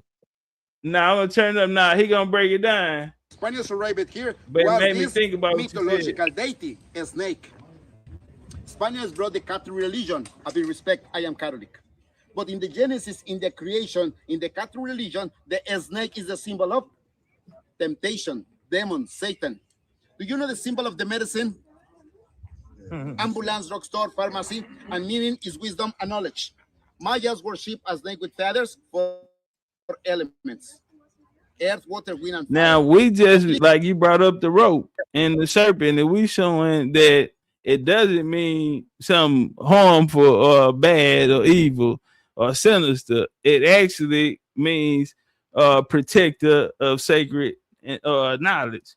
So the Catholic, like he say, they teach that it's bad, but the Mayans actually taught his real principle. But you got to remember, turn up. That's the land of the plumed serpent. Yeah, Kukulkan. Yeah, that's the Nagas bloodlines. Of course, he's not going to see them as something dark and negative, but people that's been indoctrinated with the church. Yeah, they are, and that's what he explained. Like he said, I'm Catholic, so don't take you no disrespect, but they taught us that this was evil. And then he breaking it down how it's not in the Mayan tradition. Yeah. You know, yeah. Yes, all right. Second problem for the Maya, it was the left hand. Because in the Catholic religion, one more time, this is diestra and this is siniestra, sinister. Okay, had you heard Isaac Newton, Albert Einstein, Leonardo da Vinci, Michelangelo, Lady Gaga, Charles Chaplin, LeBron, James Harden, Messi? Left-handers. Left-handers, one of you left-hander, a big favor. Slow down your speed. Why? You are faster decisions with the two hemispheres. I am one decision with my left hemisphere to my right hand. So it takes me longer to understand many things. Left-handers are faster. Why? Two hemispheres at the same time. So the Mayas to be ambidextrous in a baby from the forehead, hanging a bit made of wax in a red color in the middle of the nose, a pendle in the middle of the nose. To produce on the eyes the cross eyes or strabism. For what? One eye talking to you and the other eye watching the moon for many hours. So the cross eyes to be ambidextrous. Here the mystery is how the Mayas knew that we are with a brain divided in the two hemispheres, the right and the left hemisphere. Unfortunately, when the Spaniards arrived here, not accepted the snake and not accepted the left hand. And that's why when we were shaking left hand 5 years old or less than 5 years old, older person than us, they said, the right hand. In the school, try to write with the left, teach us what they did with the ruler. The right hand. All right. Today, no anymore writing. Today, OMG, LOL, Candy Crush. 2 hands, space, and faster. Sorry, no internet. No understand those emojis. Yeah, okay, family. Third problem for the Maya, it was a sacrifice. The Mayas did sacrifice. All right, yeah, you just made me think about that when you brought up the left hand. You just said the same shit I was saying. And that shit, I said, damn, that's cold. Watch this here. Yeah, turn up. All right, now let's get to the question. My bad. Read the question. Okay. Shout out to Miss Cynthia M. She says, so why did we need to hire the U.S. Corp to do government service for us? Or was that a lie they told us? We didn't hire them. They was appointed by the Crown of England and the Pope. Turn up. They was appointed by the Crown of England and the Pope. And the colonies was a ruse. The Civil War was a ruse. The Civil War was staged for the purposes of putting us under a conjure magic. The spell came from a guy named John Dee. Yeah. John Dee was an advisor to Queen Elizabeth I. Francis Bacon. And a lot of others. He was the predecessor to Francis Bacon. What was the they put him in the movie, it was a big movie, Harry Potter. The guy with the white beard in Harry Potter, that's who Merlin supposed to be. Yeah. Talking about Merlin. That's the character that's derived from John Dee. Yeah. Yeah. The real Merlin is Tahuti. Yeah, he was cold with like Queen Elizabeth the day that she got the crown. He picked the days. Her children was gonna be born. All of these type of things. When to have 6, everything was based off this ancient knowledge that he was who was the Priory of Sion and who was that Francis Bacon that was with the secret society they was with. Well, it's gonna come to was it Templars? Not the Templars, it was the they are a Masonic group. They had their own branch of I know what you're talking about. I can't remember the name. Yeah, it'll come to me though. But turn up, I don't want to break your wisdom on Miss Right. So look, John Dee English, right? Yeah. You know who Jacques de Molay is? Yeah. He was June 9th. He got assassinated. He was the high-ranking nigga for the Templars. They brought him on a mission Friday the 13th, and he went to go see the Pope, and the Pope and the King grew up together. And they took out a large fund from them, but they summoned them to a meeting, and yeah, they was hung in the Templar ground. Right. So now John Dee had a book with him of his notes.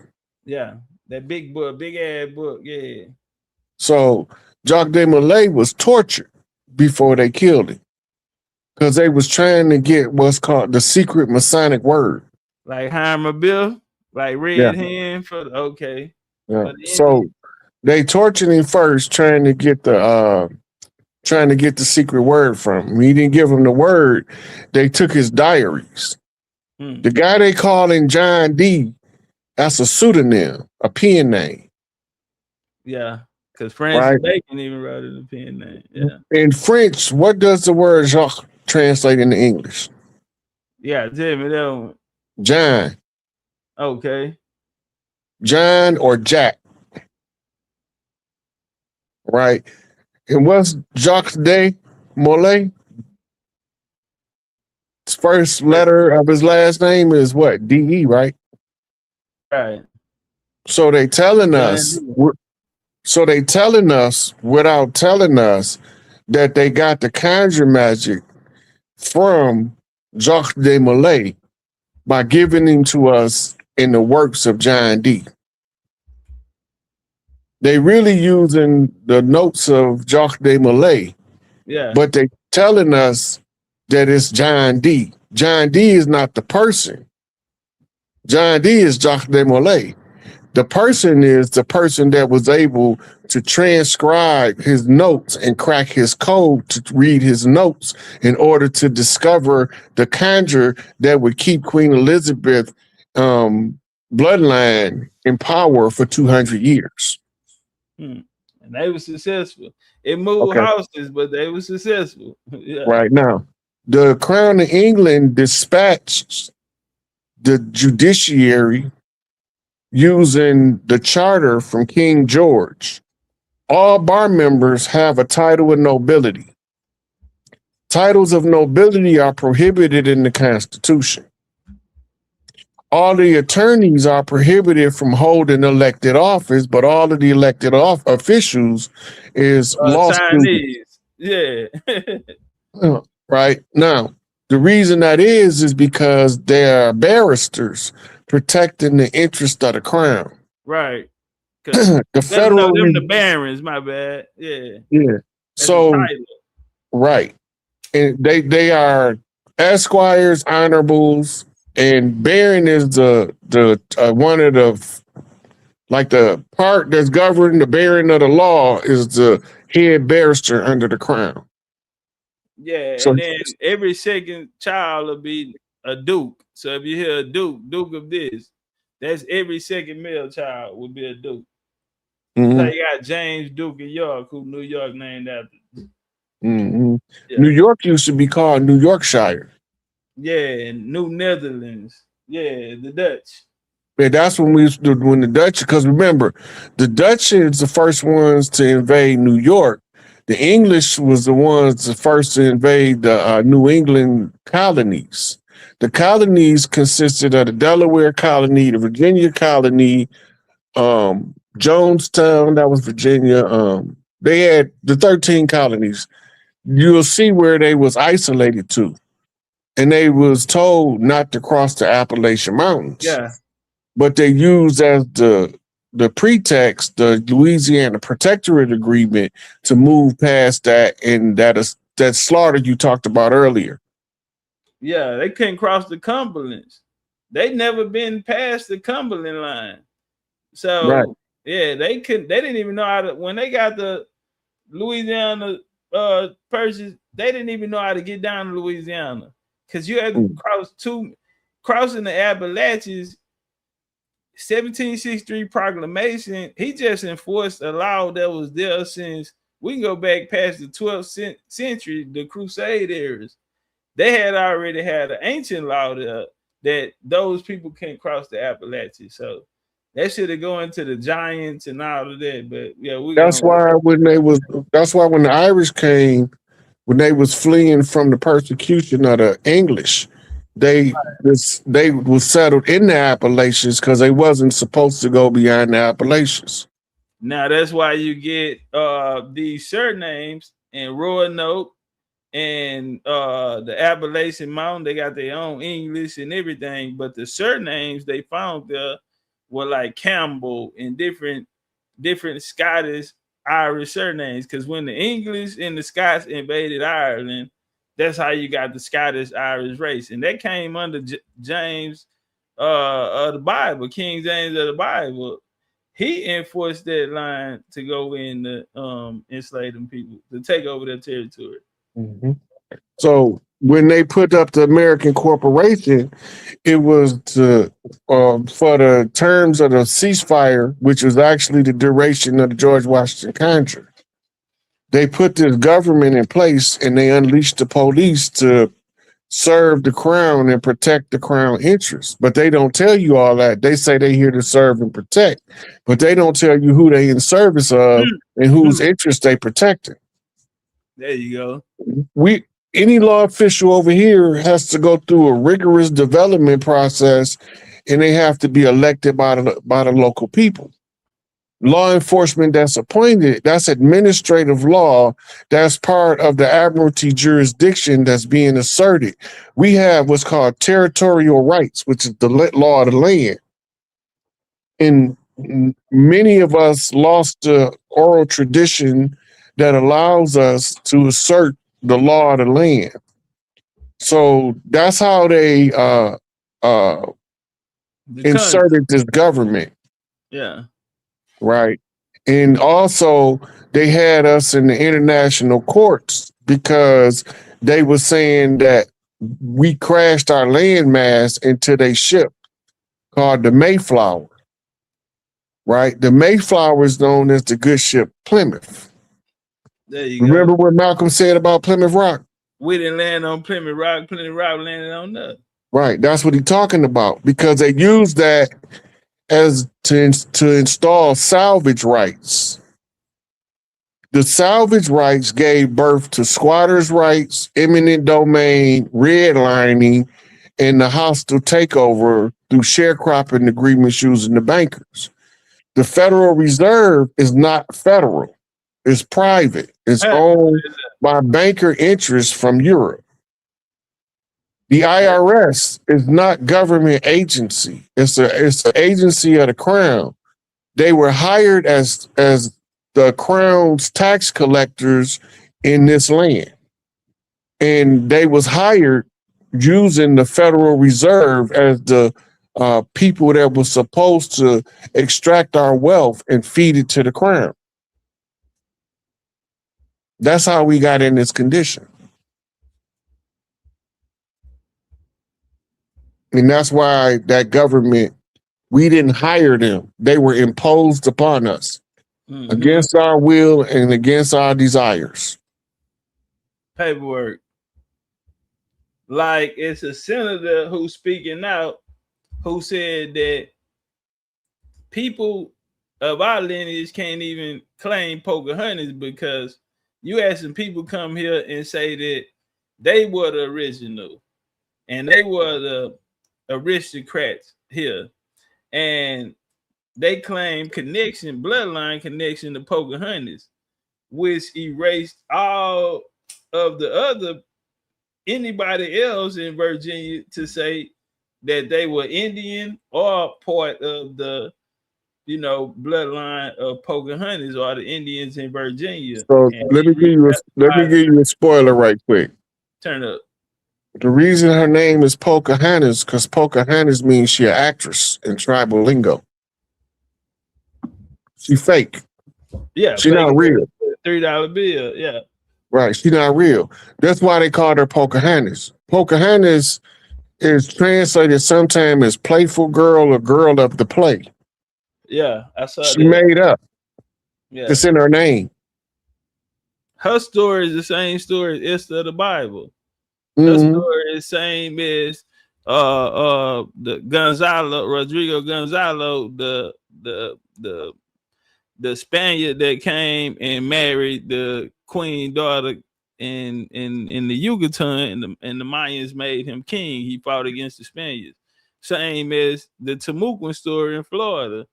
They were gonna die. They were, the colonizers was, starving, and then they brought them food. No different than Esther with the king and helping the Jews out. Same story over and over. They keep telling us. That's because they keep you in cycles. So everywhere you look, you're seeing the same story. But most people are not going to put it together because that's how you get out of the loop. You got to be able to identify the repeats. That's the same story, right? And everybody can't do that because a lot of the time the tales is in the symbolism. And that was done on purpose.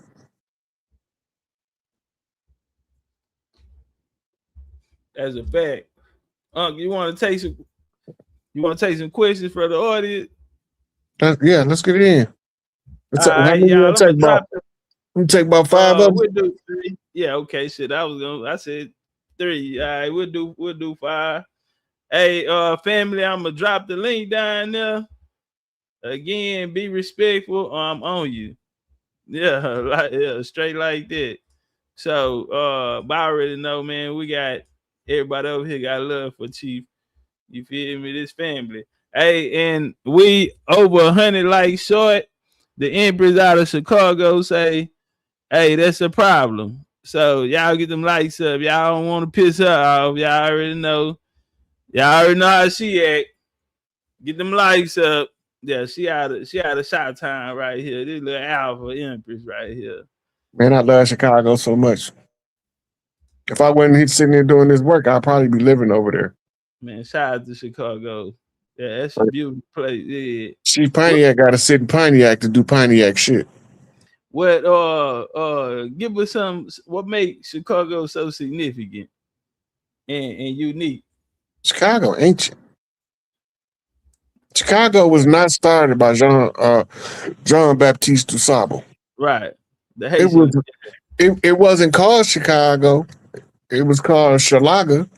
Named after the Indians. Right. It was there long before they tell us.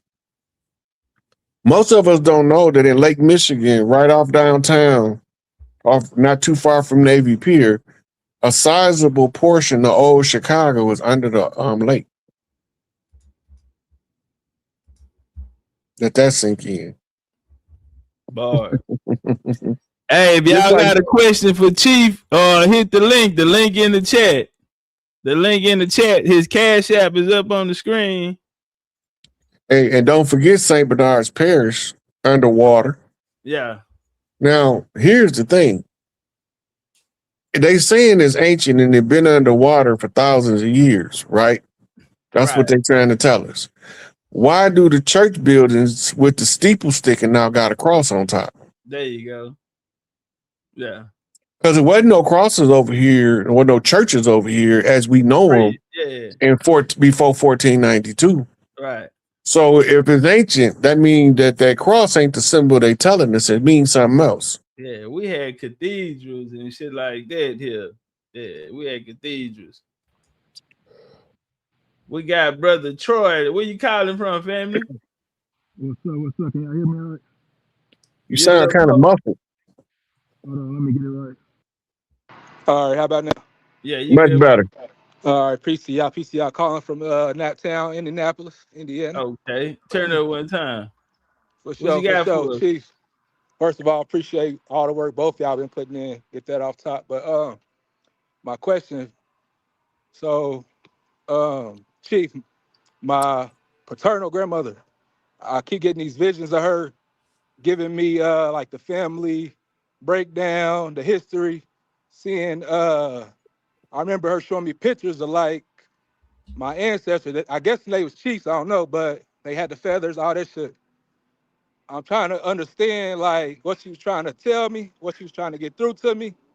Cause it's like I said, these visions coming back strong through the dreams, everything. So whatever you can get me on that, I appreciate it. Salute to both of y'all. This is how dreams work. Is your granny still here? Okay. So no, sir, she transitioned through the C19 stuff. Okay, so look, when they come from the other side to give you a message, the dream is the exaggeration. It means what you already know it means.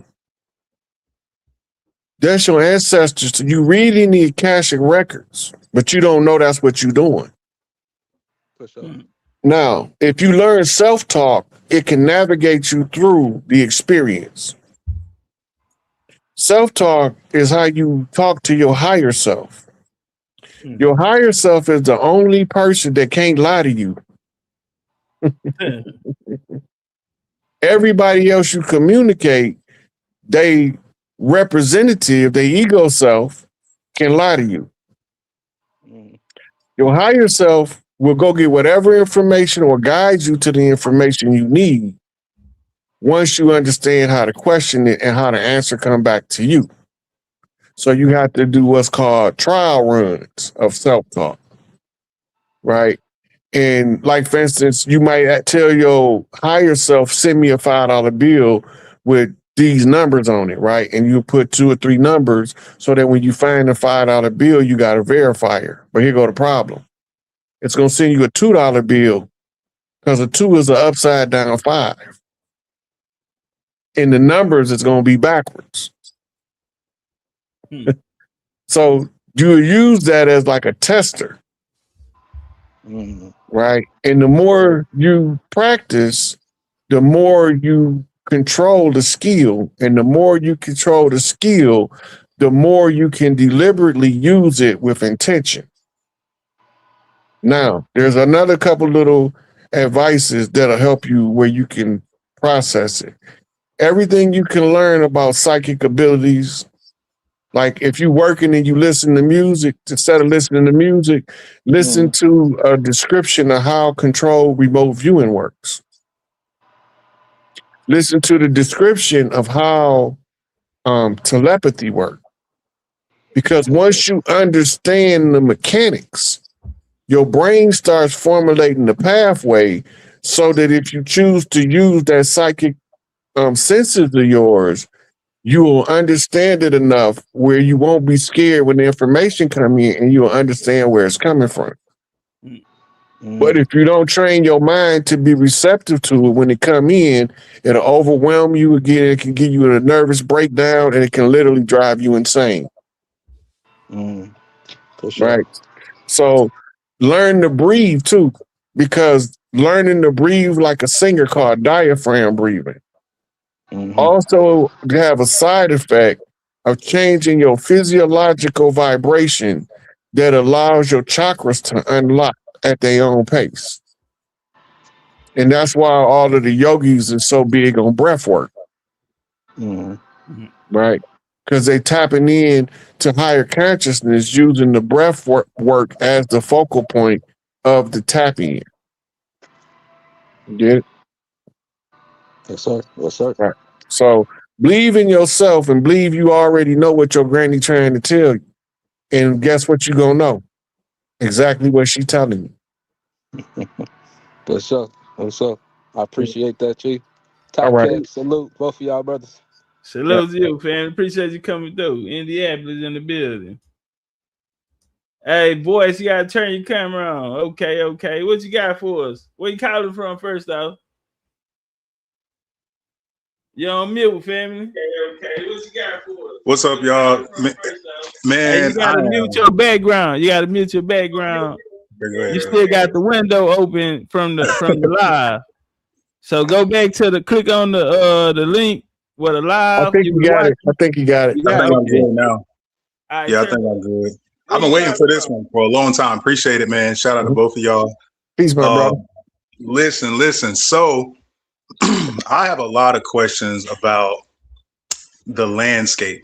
So we got a lot of changes happening from a geopolitical perspective. We got a lot of changes happening from a social perspective. But what I don't see a lot of people talking about are some of the changes that are happening geologically and coming in quick. So Chiefs, I got questions for both of you in regards to what we can expect starting next month as far as anything maybe having to do with like plate tectonics or anything having to do with did you guys have any downloads about any creatures or anything that's going to be coming here to help guide us along? And whether or not we're going to start seeing, because I know for me, we got a lot of we got a lot of animals and stuff over here, and I be feeding nature and doing all this stuff. But I was telling somebody that what we're going to see is the return of some of those animals that we used to have like it wasn't nothing, like the elephants. And, you know, you had the matriarchs and the sisters who had the jaguars, like the Califia tribe with the cougars, and how they went ahead and started attacking like the enemies and stuff like that. So I know it's kind of a little bit of a loaded question, but what are y'all's thoughts on what we can expect from a nature and landscape perspective starting next month? So I don't make predictions, but I can tell you this. If you monitor in the Schumann resonance and the solar storms that's been going on, that's the only way you're going to know there's changes taking place energetically before you ever see them physically. The Earth and the sun communicate through an exchange of solar flares matched by Schumann resonance spikes. That's right. Right. Now, when we're looking at the weather patterns, we can use the Doppler to see where it's cloud formations, and it could go in far as like days in advance. Right. That give you tools to your disposal so you don't have to rely on predictions. You can see it in real time, and you can have a probability scope that's pretty accurate. Because if you do pay attention to the weatherman, like we did this experiment when I was locked up, when the weatherman said it was going to snow right around 3 o'clock, between 3 and 3:15, we was laughing at him, talking about man can't predict no weather. Only God know what the weather gonna be. But God give you precursors. Yeah. We call it in gambling, it's called an indicator card. And the indicator card is what the meteorologist is reading. So we go outside the next day for a yard at 3 o'clock. It's not snowing and the sun is shining. I bet that by 3:15 it's gonna be snowing. It's still cold out, but the sun's shining. They told me the weatherman don't know what he talking about. He making that shit up because only God know what the weather gonna be. And at 3:12 on the dot, it starts snowing. Turn up. When it starts snowing, that let them know that they know how to read the indicator, because I'm telling them science is only trying to figure out, as God doing something in real time, how do I understand what's happening? Right. That's the origin of science, because it helps you to navigate life easier. The almanacs can be accurate up into years in advance. How in the hell is that possible? It's longitude, latitude, mapped with a stellar alignment. If the stellar alignment is sending this energy on this day at this time, we should expect this reaction from the Earth. Correct. Right? And so they write the almanac. Before there was ever a news channel meteorologist or weatherman, the early weathermen used to literally read the almanac to give you the weather. So we already know how to map the weather using stellar alignments and the reaction of Earth to the frequency that comes with it. And that's what that all of that does. So as to what we should expect, if you watch the Schumann resonance, you'll know that it's doing something that's releasing a massive amount of energy above normal, because it's showing us in the spikes. Yeah. Right? And I know Earth Schumann resonance responding to the solar flare, send the feminine line codes to their DNA, and it helps them to make the next wave of evolution of the people. So when you're seeing those Schumann spikes, these women is feeling it more than us men, but us men is feeling it in a different way. Right? So I can't tell you exactly what's going to happen, but I could tell you the resources to monitor so you can come to your own conclusions. Yeah, I've been keeping up with like the GOES X-ray flux, some of the planetary K index stuff. I know, and then today, or it may have been yesterday, they had a shift. There was a land shift over in like Nevada somewhere or something like that, and the guy caught it on camera. So you got a lot of it. They got in Kentucky a waterfall. They just flew a drone up and found a waterfall, and I believe it been here all the time, and they just didn't see it. They say it just sprung out of nowhere. Yeah. You talking about the one in Kentucky? Yeah. Ah, man, that shit's so beautiful. Ain't it? And we had a mall in Alabama, like in the 60s, the 50s. Man, they had these utopias down in Alabama, and again, like you said, the mud floods and all of that, yeah, they covered them up. But these, every weekend, you gonna see us out there. And it was waterfalls. They should have like Niagara Falls out there, man. Beautiful. Cenotes like we see in the islands and the Yucatan and things of this nature. All of that shit was here too. You know they just found a pyramid complex in Kentucky too. Yeah, I seen that, and it was covered up. And I seen a video of this lady. She stopped on TikTok. She like, I'm on the way to work. I pass it every day, but she stopped and got out, and she showed how it was. You know, you had the body of water right there, but all down it, at least 8 pyramid structures going down straight in the road. She like, I got time today. She pulled over, pulled her camera out. She like, I pass by this shit every day. She like, this shit right in our face. But you know, it's covered with grass and shit like that, you know. Yeah. They so big that some of them covered with trees and we think they're mountains. There you go. And I see that in Austin, Texas. Going through there, I'm looking, I'm like, hold on. This shit look like a mountain, but you can see the damn the lines in the blocks, how this shit was placed. Like somebody built this shit. You ain't lying, bro, because I used to live down there. I used to live in like the Round Rock area, so that's what I'm talking about. In that part, in the Round Rock area, in the mountains. And when you look at it, the trees growing out of it are not trees that you can grow like fruit or anything from. They not cedar trees, oak trees and no shit like that. You feel me? You can tell somebody planted them. You know, they not even large enough. You know what I'm saying? Yeah, but yeah, nah, that's definitely what I was talking about around that Round Rock area right there. I noticed that shit. I'm like, hold on, this shit look man-made. Yeah, it's crazy. Stone Mountain not natural. Not at all. Not at all. Hello, sweetie. How you doing? You've been sitting just as patient. I'm good. How y'all doing? I ain't mean to pop Chief up in on your y'all. area. Chief from up top. Let them know where you calling from. I mean, where you from? Gary, Indiana. How you doing, Chief? It's an honor. It's an honor. Wait, will you say it again? I'm from Gary, Indiana. Okay, pop it. Indiana in the building. Gary, Indiana. Hey. Indiana, where I'm from. Turn up. Shout out to OMBB though, Indiana. So I just said I had a couple questions. You actually will answer my questions through the live. And Topcatz, you asked a question that I actually had about Chicago being, you know, one of the most ancient places. I was gonna say the same thing about Gary.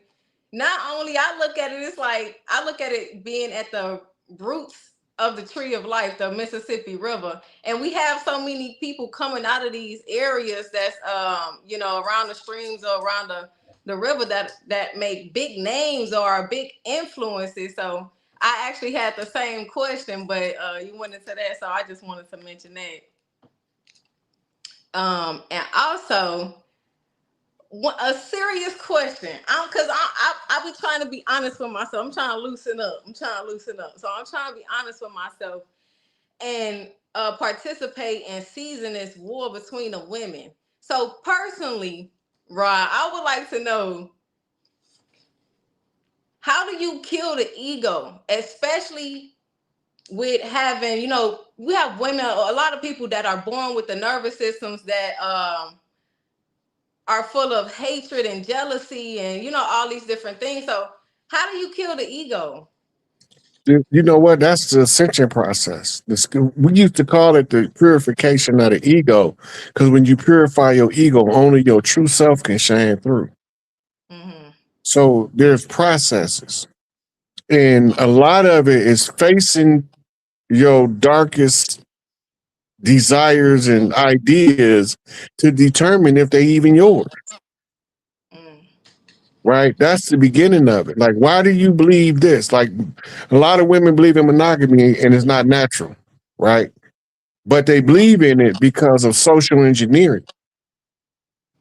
When the reason why a lot of us want to go back to it, because that was the strongest cohesive family units we had, because the women used to work together. And by teaching you to hate your sisters and to be antagonistic and warlike with your sisters was one of their war strategies. It was actually coming from a conjure that was done by a lady a long time ago. It's called a broken mirror spell. Can you hear me? You can hear? Keep talking, Rod. I'm gonna go out and come back in. Okay. So to break the sisterhood up, they did a broken mirror spell by writing the name of a certain amount of sisters on the mirror, break it at the crossroads, and make them have enmity between the sisters. That's an old conjure that's been reversed, but it was designed to stop the women from being able to work together under a family structure. And that's why it's so hard for the women to get along, but they're supposed to be with a certain type of sister. The ones that feel the same way about stuff and think the same way will get along easier than the ones that with opposing ideas. That'll always create the clash. But then you have the ones that got the sensibility to understand guidance and leadership, where they can listen enough to break free from the ego. Just because you break free from the ego, that don't end your desire to have better out of life. It just take it from desire to now it's an operational formula to get there. Because now you don't have to just wish for it. You can say, I'm going to build a plan and I'm going to make it happen like this. A functional operation. Right. Right. And once you start realizing that, and then you start tuning in to your higher consciousness through breathing exercises, self-talk, spiritual baths, and grounding exercises. Those are the basics. The earth is going to help you if you trust the earth to ground to it, to correct whatever error you think you might have. Because that's all the ego is. The ego is created by other people's ideas of us that we accepted to be the character that we want to be portrayed. Right. I can speak for self, and it takes first accountability and honesty with yourself. As a young child, was never really jealous of other women, but just some in me just felt like some, like, I don't know, but I would be in my head like, man, why am I feeling like this towards other women when I think she's beautiful? I want to learn from her. I want to do this. I want to do that, So I've learned a lot of things that I act upon were not my, or my thoughts that I, go towards are not my thoughts. So most of us don't know jealousy is a learned behavior. It's not natural. Right. And jealousy is taught to us above all other places in the church. If we grow up in the church, by the time they get done preaching jealousy to our heart, we're going to be so good at being jealous that we're going to act on that shit in real life. That's the worst thing right now. We don't need the church right now. Church in the way. Government in the way and church in the way. Mosque in the way. Yeah, all of them. Yeah, all Abrahamic religions in the way. All and another thing too. All of them in the way. The only one of them I keep because they got a good functional structure that we could use to our advantage is the Nation of Islam. And they go back to even indoctrination in the family when you had some of the elders to say they didn't want no dark-skinned babies, and in the South that shit that was prevalent too. Like that's unspoken shit. Even though they didn't like dark-skinned babies. So again, like that shit, that was something that fucked my head up. I'm like you ever pay attention in the South, they treat the light skin, they call them light brights. Right. Or the light brights and the bright ones, they treat them better than everybody else. Yeah. So they grow up with this entitled superiority complex that keeps skin-based racism within our community right in our house. Yeah. Like you said, it could be our sister, brother, people that's closest to us. My mama told me don't participate in that stuff. My mama side of the family, this don't exist on my father's side of the family. But on my mother's side of the family, they was aligned by skin color to play favorites. My mama didn't play that shit. So none of them played that with her, but they would play it with each other. There you go. And then they tell that shit to their kids. My mama told me, she said, when you see them doing that shit, don't get involved in that. Ain't got nothing to do with you. That's some bullshit they made up before you was ever born. There you go. So I never got into it. So when my cousins come around me, I don't tolerate that light skin, dark skin shit. That don't got nothing to do with me. My mama told me I'm not supposed to participate in that. And I'm going to take what my mama told me to do over your hatred any day because it's going to always benefit me because it always has. Yeah. Okay.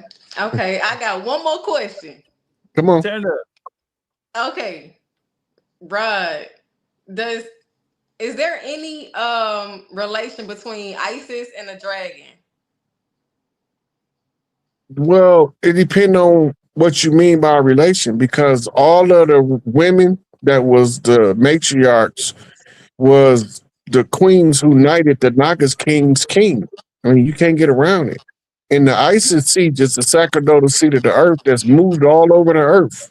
Mm-hmm. So traveling on the earth's ley lines is riding the dragon.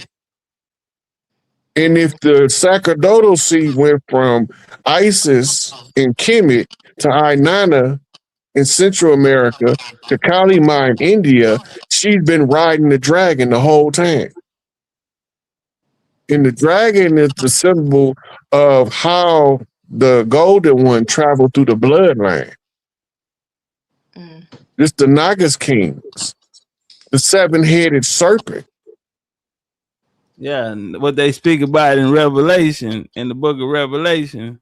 And you have Ishel, the Mayan tradition, the jaguar goddess, the goddess fertility, who represents the moon, are seen with a rabbit, or she'll be seen with a seashell.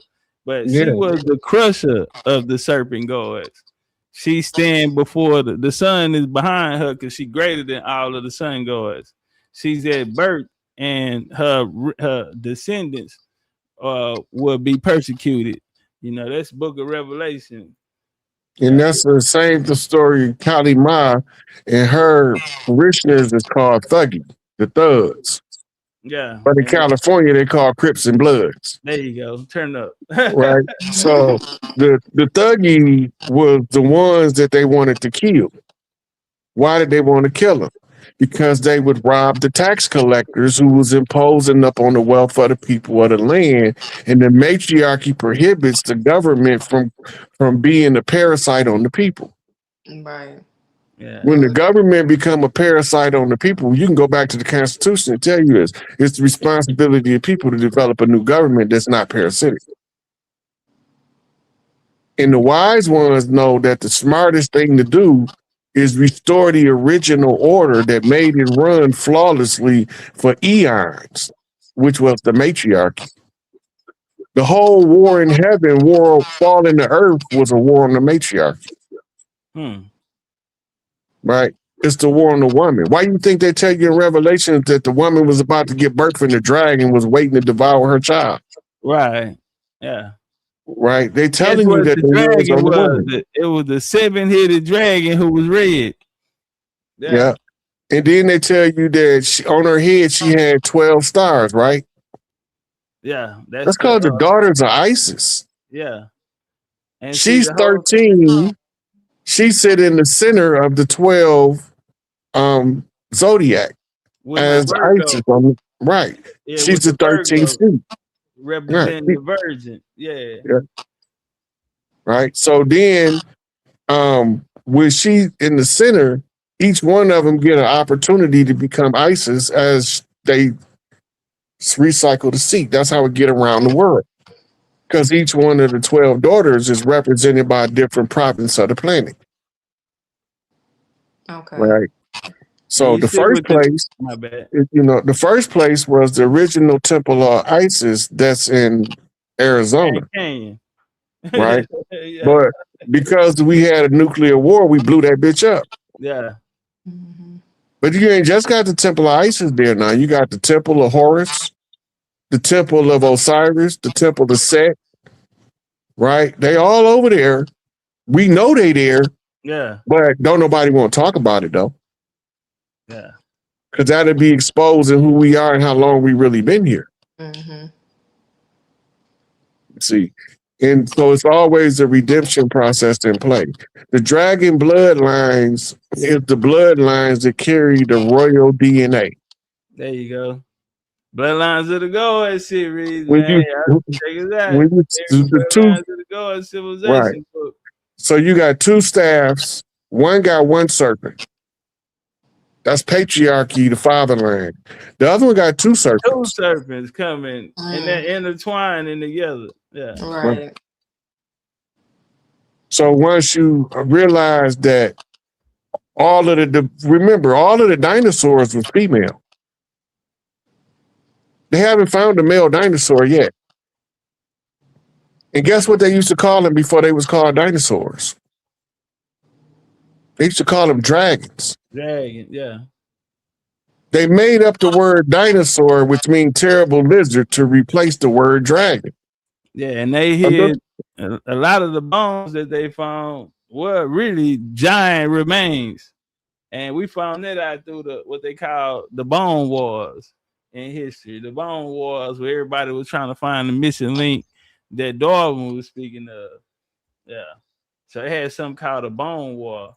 And through the bone wars, they were going through the mounds and shit, and they'll find these lords, and they came back and brought it out as dinosaurs. And then they came back and told us that, okay, that part of history was false. You know what made them start looking for fossil finds, trying to find the evolutionary path of humans? Because they read the Sumerian text.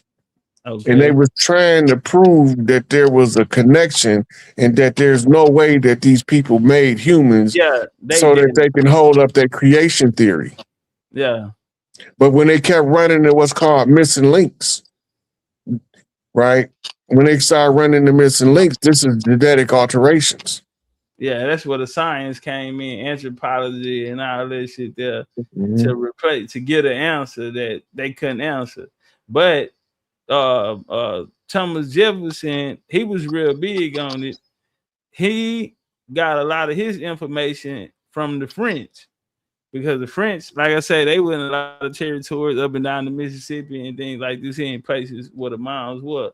Ohio, a lot of the German boys and shit coming out of there. So when they were trying to find the mound builders, the Masons hid the true knowledge. Even the writings that they found, that shit, John Smith saying it was gold tablets and all that. They really did find gold tablets. If you read Thomas Jefferson, he speaks about it.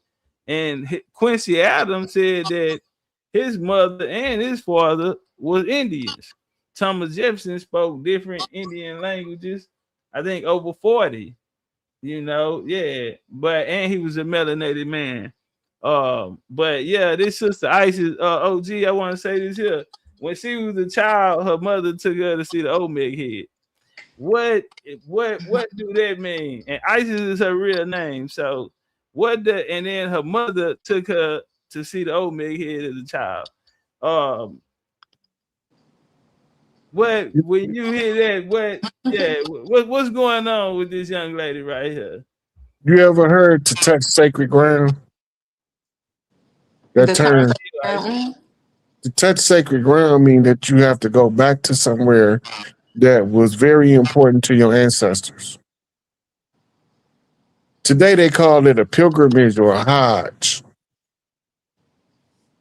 Allah wasn't the original center of worship of Mecca. Alat was. That's why the black stone is a whole vagina. And the cube represents the uterus, but it's laying flat. That's the woman flat on her back. Not supposed to be flat, it's supposed to be on the corner. Because when it's on the corner and you spin it, it don't look like a square, it look like a circle, representing the womb. But when they took control of the woman by putting this fake ass moon up here and hijacking her menstrual cycle so that she can't parthogenically procreate, and that she had to have 12, 13 cycles a year, right? She learned how to use that energy, and then they got mad. right? And now they don't want to honor the 13 and the divine feminine no more. All of a sudden, 13 the bad luck number now. Hey, That's Queen Mother. Is that why they only talk about the 12 tribes of Israel when they had a sister, which was the 13th the one? They don't talk 13th one, about her. Diana. Her name was Diana. Listen to the name though. Her name was Diana. You feel me? What was Wonder Woman's name? Diana. Yeah. Ain't none of that stuff haphazard. It might look like it, but it ain't. Diana went against the serpent worshippers. Yeah. And yeah, she made her demise going against it. But yeah, that was deep. But I asked that question because you had gave me the same answer. Similar, you just touching grounds where you already been. You just gotta go there to remember to bring the information back to the people. But as a youth, you know what I'm saying, her being taken at a young age. Yeah, I thought it was something in there. You know, one of the things that my mama made sure she did was let me run barefoot in Mississippi clay dirt when I was little. I went to my grandfather's house where he used to live at. Right, she took me to all that. That's my people are from, of course, Madison, Mississippi. Y'all know how that went, traveling up to Chicago, and I've been waiting to get to Mississippi and touch ground. I've driven through multiple times, but to actually be there and smell the air and feel the ground, I haven't got the chance yet. But that's the next. And I hated to leave. The only place I ever hated to leave more than I hated to leave Mississippi was Chicago. Yeah, it's one of them. Hey, look, I love Chicago like I love a pretty woman. Yeah. Shout out to the shop, man. We got Miss Love. How you doing, Miss Love? Where you calling from? DC. Okay, DC in the building. Yes, born and raised, Washington, DC. It's an honor to be on here with you, Brother Topcatz. I appreciate everything you're doing. You too, Uncle Rod, Chief Pontiac. I've been watching you all for a long time. And when I say I've really been watching you all, the ancestors brought you all to me. Although you all came to me through the TV, through the airwaves, I asked for the ones that's on my wave. And you all came, just like I didn't go look for you. You all appeared. And Uncle Rod, you kept appearing. And I was like, okay, let me click on to see what he talking about. And I found you on Young Elders channel. And I've been watching you since. Of course, you Topcatz. I came across you from Dane channel and came to find out I was vibing with Dane again. He came to me through the ancestors and found out he was from DC as well. So with me being born and raised in DC, Uncle Rod, I've heard you speak a lot about Crispus Attucks. Crispus Attucks Park was behind my house where I was born and raised and grew up at. And when you mentioned the name John D, we had a teacher that taught us karate, and his name was John D. Can you hear me? Yeah, I can hear you. You touching bases. Yeah. I'm letting you touch these bases right quick. So I was just taken back by that because I don't look at me growing up knowing that I've always been very spiritual because I've had people who have passed, who have transcended to always come visit me in the dream world, as we would say. And the first time when I said something to my grandmother, when my grandfather transcended, I told her he came, and I would have thought that she would have said, "What are you talking about?" But the first thing she said to me was, "What did he say?" So I was just taken back by that. So before I know everything is not a coincidence, and I don't know what this lineup is with me being a part of the Crispus Attucks Park, having someone named John D, to be infiltrated in our neighborhood. Because nothing is a coincidence. No coincidence in the universe. You only got I can't hear you all. Let me go out. Y'all go ahead and talk. I'm gonna come back in. Now we can hear you. They no problem with that. We hear the babies in the background. It's okay. Yeah, so a lot of people don't know that in our culture, we always understood that our ancestors come to us in dreams and visions. That is, they demonized it with the church. Right. They didn't want us using anything that would empower us. So they demonized it, villainized it, and wrapped it up in fear. It's not to be feared. Fear just means you don't understand yet. That's all it means. Because once you understand something, you can't fear it. Right. Right. You know that if you stick your hand in the alligator mouth, he gonna bite it off. So you ain't scared of him because you understand what not to do. Yeah, cause and effect. Yeah. Right. So when the ancestors come, they use stuff like that to show you an alignment with a frequency. Right. And when you translate it, you have to know more than just what you see. Because it's also tied to what are you doing at the time you recognize it.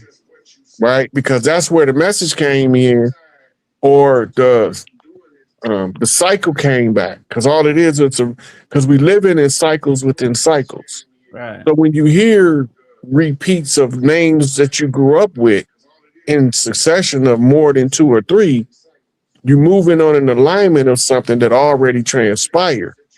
But you seeing the mirror image of it that no longer holds weight until you give it too much attention. If you recognize it, you say, oh, that's peculiar. I wonder what that means. Then you forget about it. You can send your higher self off to get the meaning. But if you sit there and obsess over it, your higher self get talking, can I go get the answer now? Okay, now can I go get the answer? But you're too busy obsessing. The answer can't come in as an aha effect. And sometimes that obsession over the answer will block you from ever getting the answer. So you don't try to memorize it. You acknowledge it and keep it moving. So that's until you know what it means. Because it's going to mean something. And like we talked about the indicators earlier, they could just be indicators of something that you're about to see. Right? And then the question is, at the time that I mentioned it, why did you hear it at that time? What do that mean for you? Right? And then as you sit there and contemplate on it, all of your higher self is going through the Rolodex of everything you know. Like when if it don't find the answer in you, you know where it go to the cloud. It goes to the cloud, the cache. And now it's got to go through all of the files. So it might take a little longer to bring back the answer, but it got to figure out how to give you an answer in the way that you understand it. And that's directly in relation to how well you know you. Bars.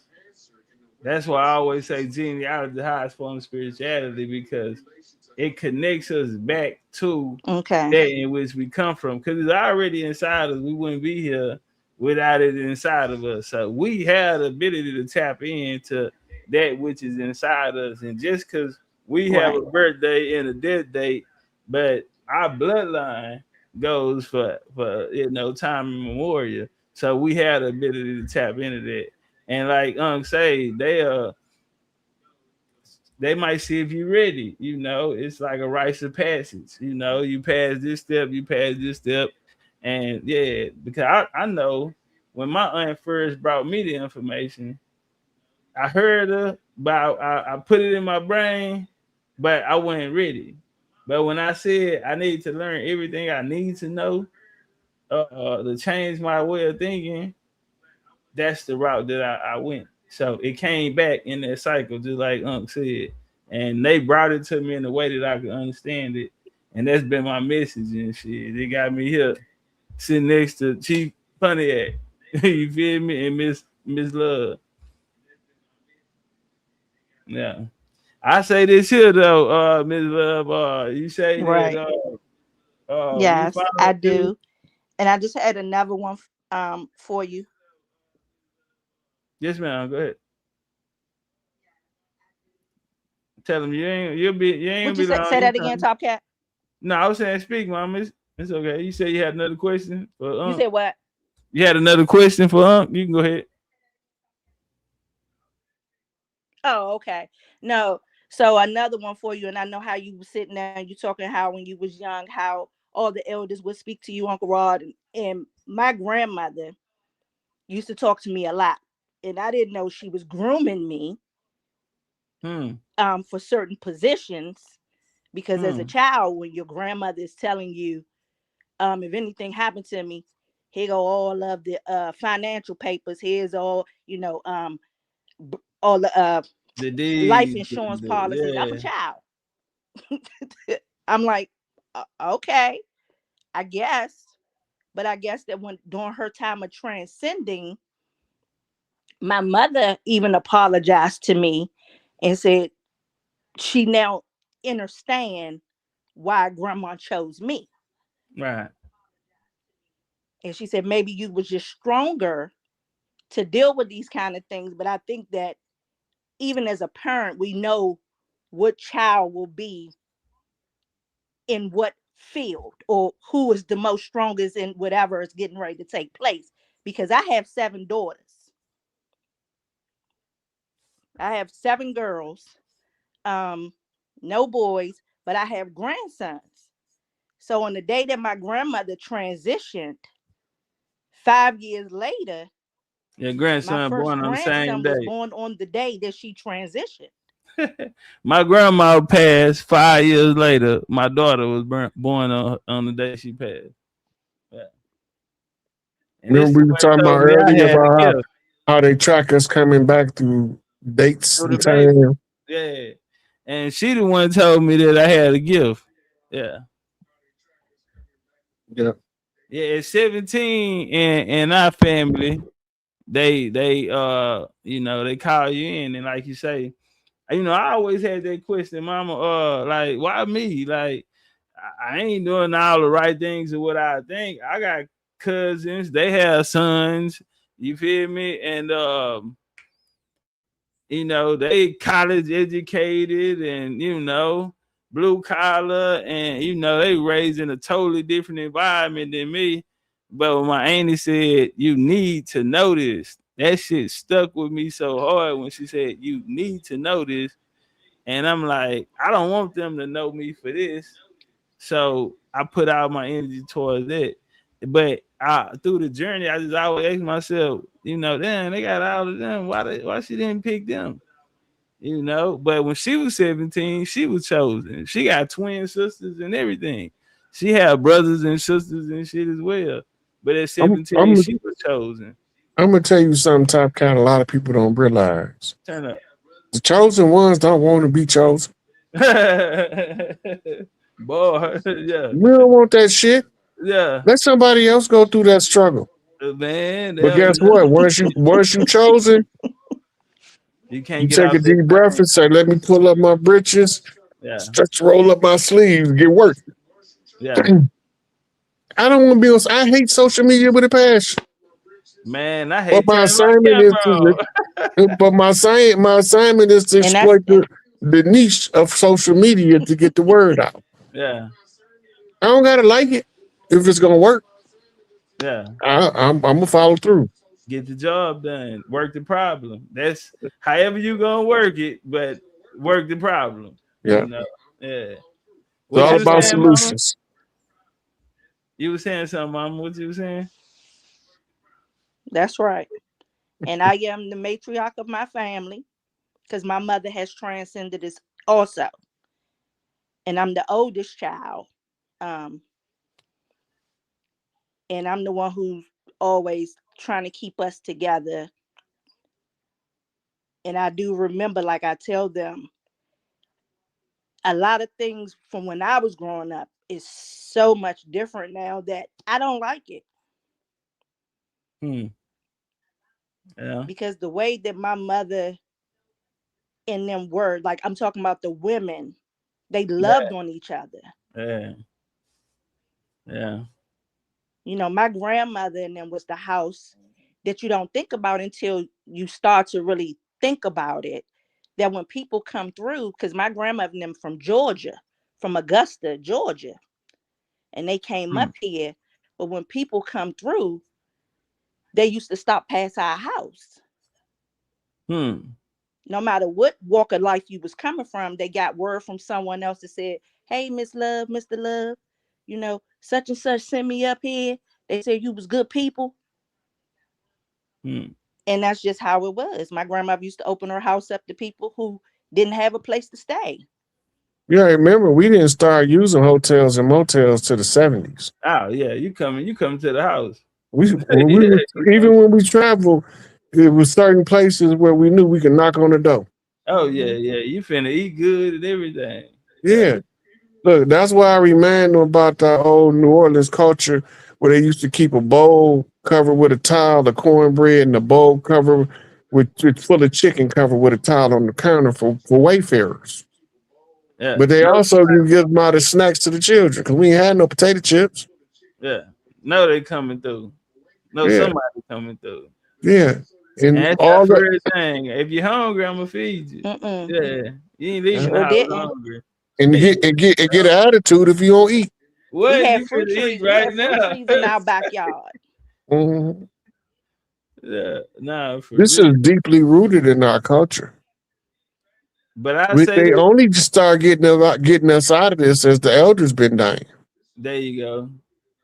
Right, because they didn't mess the babies up so much that the babies don't even really know what the hell going on. Yeah. Now they do because we got them now digging this. Digging that, they run around now singing "I'm an Indian." Yeah. Because they looking it up because they got control of this computer so good. They don't believe you. Yeah. And this is the difference. My grandmama and them told me, both of my grandmothers. If these babies don't believe you in this era, they go into the computer to look it up. Verify first. Yeah, what you just said. If they don't like the first reference, they know how to cross-reference. Yeah. They know how to find source documents. They know how to do it all. So now we just need to tell them where to look and get out their way. There you go. It's all about the babies from here. Fact. Grown people get so selfish. They don't realize you can live the life you want get out the way. when your children is grown. And that's what but while you got them babies, that your life belong to them. Yeah. You work for them. There you go. That's how we seen it. We work for them until they can work for theirs. Yeah. And now we got the option. Now we can spoil our grandbabies. Oh, yeah. Yes. Yeah. We can spoil the shit out of our grandbabies. Don't let it just be one. Oh, man. Yeah. A king, a queen. It don't matter how many of them it is. That first one always go, man. And our adult children become some of our best friends. I have 3 grandsons. So, and that's my main objective is to get them back. Yeah. Yeah. I bet they don't play about their grandmama though. Nah, not at all. Huh? They want to go to grandma's house. Yeah. They want to go our culture. Look, I done seen. Sure don't they love their mama? That's look, mama. I done seen the little babies go grab they book bag and they coat and their shoes, walking to the door. Where you going, Mama? Grandma's house. Yeah, I'm gonna go to Nanny's house. Nana. Yeah. You feel me? Yeah. You going over your Nana house? Who's gonna take you? I'm gonna walk. You know that's far as hell, don't you? So I know how to get there. Yeah, you know how to get there. Yeah, they don't know how to get there. You look out the window. If you don't go get them, they'll be gone walking down the street. I'm trying to tell you. But now, Mama, appreciate you, Miss Love, for coming up. I do want to leave you with something though. There's an old Buddhist saying. So, you said you know about this? This my last question. Yes, ma'am. You know about this big celebration that Trump is supposed to be having. I'm not talking about the one for the 4th of July. I'm talking about, I think he's supposed to be like trying to bring back the World Fair. The World Fair, I think it's supposed to be in Iowa. It's supposed to be a new World Fair because they got a lot of technology has been withheld from the public. Between now and July 4th, they're going to be to resolve the Epstein matter and all that stuff before they start the celebration. It's the new technology. It's the technology just been secret that they finna roll out at the World Fair. That was the original purpose of them. Whenever you come up with new discoveries at work,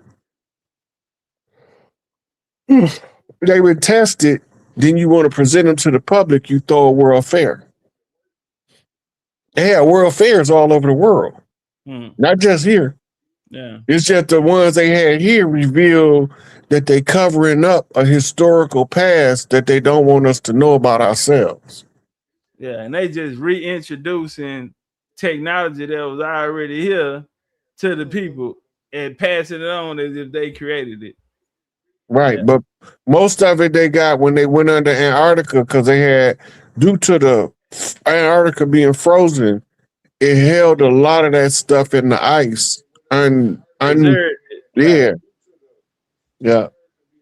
And that's where they learned how to thaw people out of cryostasis without scrambling their brain.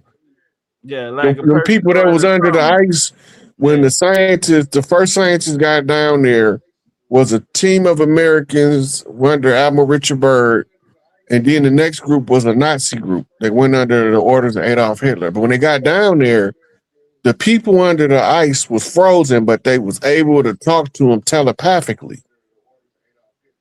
And they told them, just don't heat us up and thaw us out because y'all gonna kill us. Yeah. But if y'all do this, and that's when they went to go into study in the toad, because the toad get froze solid in wintertime. Then he thaw out and be normal in the spring. So they told them that's where they need to study the toad and a couple of other animals to find the chemical that they have to use to thaw them out without damaging their brain. So when they found it in the 50s, that's when they started freezing people, because you can't freeze people before you know how to unfreeze them. And they got the technology from people under the ice. What we call in med beds is what they call a sarcophagus in Egypt. But in Atlantis, they used to call them crystal pods. Yeah. Because they was done with crystal. Right? In Kemet, they wasn't done with crystal. It was done with frequency. Yeah. It was done with sound frequency and light frequency. Right? So they had different tools, but it's the same thing. It regenerates the DNA and it resets your physiology back to what's called optimum performance levels. By reading your genome, if you was in your best shape when you was 30 years old, physically, it's going to put your body in that physical condition. Right? Your nervous system health. And people got like pain in places, shooting pains and all that. It's going to clear all that up. Right? Because it's going to reset your nervous system to when it was in perfect working order according to what's written in your genome. Right? Your circulatory system the same. You got plaque buildup, that's not in your genome. The frequency was vibrated loose and break it up as it come loose, so it don't cause damage to the aorta going into the heart. Right? The frequency does all of this. If you riddle with parasites, the parasites don't belong there according to what's on your DNA. It goes into the mode, the frequency that eliminates the parasite, and it'll convert it into base energy. And then it'll be dissolved. It's gone. But you'd be able to use it as a form of energy. It was feeding on you. Now you can use it up for energy. Yeah. Right. So everything could be repaired It can certain ones can grow back limbs, but all of them don't grow limbs that gonna back. help most of us or some of us live longer? Is that the whole? Yeah, they had that technology now. You can regenerate the physical body the way it is. It was originally designed to be a perpetual motion machine. But what we're using as a food source, carbohydrates, proteins, is not sufficient for perpetual energy. When we was perpetual energy machines, we was using colloidal gold, silver, drinking them in the elixir. And then you don't have no decomposition, right? Because the energy is, you had a zero energy loss, no entropy. The entropy is what caused the physiological breakdown. Okay. And Mom, I want to give you this before you go. You say that we found you. It's an old Buddhist saying that when the student is ready, the teacher will appear. So I want you to take that with you along with what Unc told you tonight. And like you said, you are the matriarch of the family. And I know now. all my teachers done showed up. Turn up. And I'm so grateful for it. You just don't understand how grateful I am, because to know that I wasn't crazy. Yeah, you wasn't alone. I wasn't crazy the way I had been feeling. And you wasn't alone. But we'll be in Philadelphia Mother's Day. And I know you're in DC, so that's just a little drive down. You know, come see us. I'm coming for Mother's Day. I'm coming. Stay following us for updates, you know, Young Elder channel. And Uncle Ryan, you want to get some other channels that you know. I do mine right now. I'm in Facebook jail. I tried to go live with a sister the other day and had to go over to Instagram. So I'll be doing whatever I got to do on Instagram to update the progress. As the information come in, I'm cycling it back out. Okay, appreciate you, Ms. Love. All right, Dunk, you want to take us out? Thank y'all. Thank you, You're welcome, sweetie. Go wrap it up, Topcatz style. All right, man. We got Unc, man. Greatest to ever do it, man. I got one question for you, man. And I asked you this before. I'm gonna ask you again for the people who ain't never know. When it's all said and done, when you're done with your work and mission complete, the mission that was said to be impossible is complete. Just like Chief Pontiac brought all the tribes and made them put their differences to the side and focus on what was important, you know, for us to even be here today, you feel me? Because a lot of people would have laid down. But his message united the tribes. If you can do it all again, I mean, after it's all done, how would you want to be remembered? And if you had a chance to do it all again, what would you change? Would you change anything? And if so, what would it be? I couldn't change nothing, because my life had to be a testament to my struggle. And the fruits of my struggle, which is my labor, has to be the fruits by which we build from. They say you could tell a tree by the fruit it bears. I just want to bear righteous fruit. That's it. I don't got no high ambitions. I ain't trying to be the king of the world or none of that shit. Turn up. Right? I just trying to get my people what they got rightfully coming to them. And the method that I chose was the method that's ancient. And because it's ancient, most modern people don't understand it, so they can't use it. Right. But since I know what I'm doing, the ancestral edicts say he who knows the way must lead the path. That's not optional. Because I knew about the old ways and how they differ from the new ways and what we need to avoid about the new ways in order to reestablish the proper working order, I followed the old ways instead of the new ways. I don't have to file no paperwork. Part of your covenant, birthright. Right. All I have to do is make sure that enough of us, and this goes to what you're talking about, Chief Pontiac uniting all the clans. I don't operate from the position of big eyes and little U's. I don't operate about skin color, ethnic identity, or none of that. All I'm trying to do is say, hey, if enough of us pay attention, we can learn how to live and create our own best life scenario. That's it. And if I can be successful in getting us to the point to understand that I'm not trying to take nothing from nobody else, I'm trying to prevent what was being taken from being continuously taken and to give you back what you should have had all the time. In the mortal words, Tupac Amaru, back for everything they owe, no longer oppressed. So now we overthrow those that placed us in this rotten mess. We back for everything they owe. And it just so happens they owe us everything. Yeah. Mic drop. What Pac say, hey man, we knocking on the door and we saying, hey, I'm hungry. And we knock on the door, we saying, please give us some food. After a while, shit, we picking the lock. You know what I'm saying? We picking the lock. We coming in this motherfucker. Yeah. And you heard this, and you heard the anthem. They didn't let the GDs in the door. Turn up. They didn't let the GDs in the door.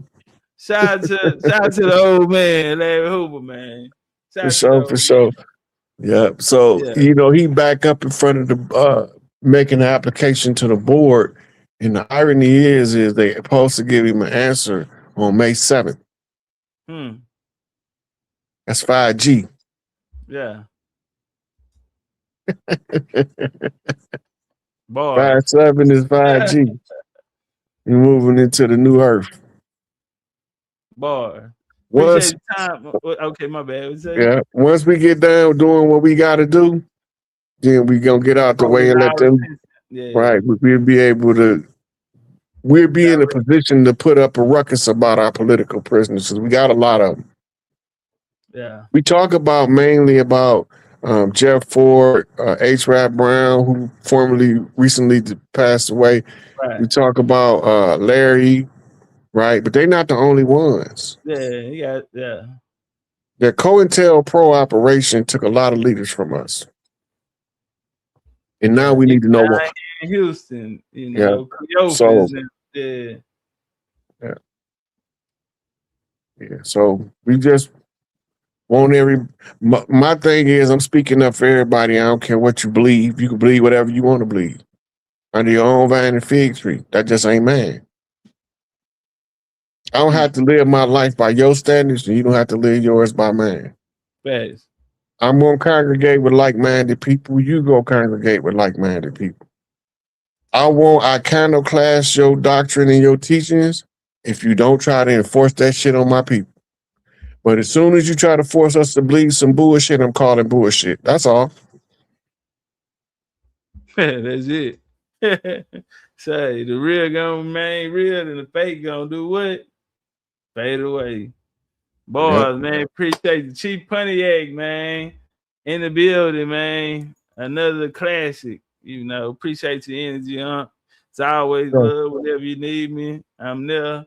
We're gonna make sure we do a double back around and make sure we get the DMV people, anybody in the area, Maryland, pop out, man. Philly, DC, come through. Virginia, we out there. New York, Jersey, we out there. Jersey, y'all right there by Pennsylvania. Man, bounce out. What we doing? Come right out with us, man. We're gonna have, this is needed. This is a collar on. You did. But you can close us out, Chief. That's right. I don't got nothing else to say. All right. On that note, boy, we gone. I like that Honduran cigar, the spirits rise. Smoke curling like ancestors whispering in the skies. Dr. Sebi in my left ear saying heal from inside. This ain't no new land, we the ones they try to deny.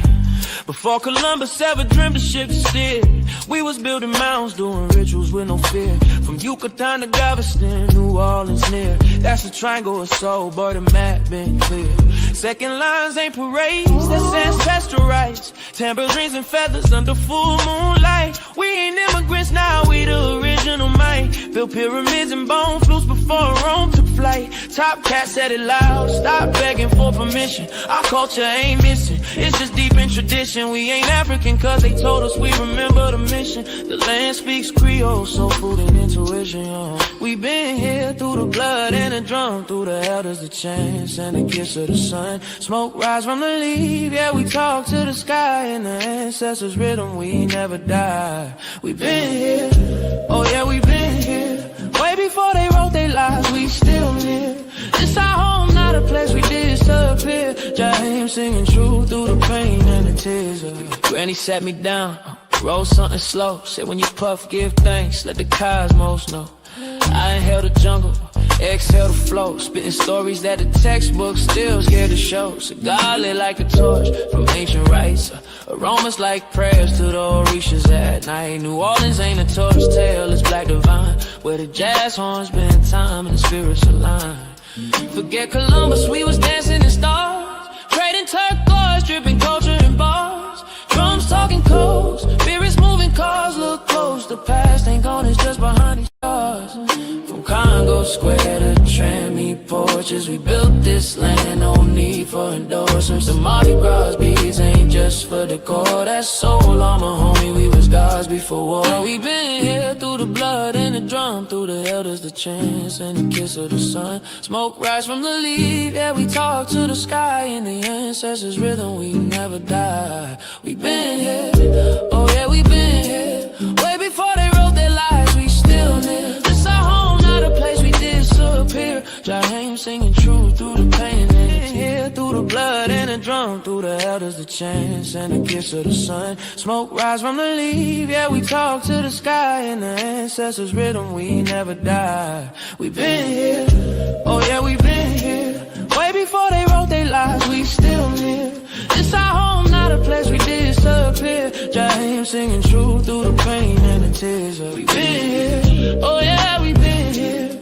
Way before they wrote their lives, we still live. This our home, not a place we disappear. Jaheim singing true through the pain and the tears.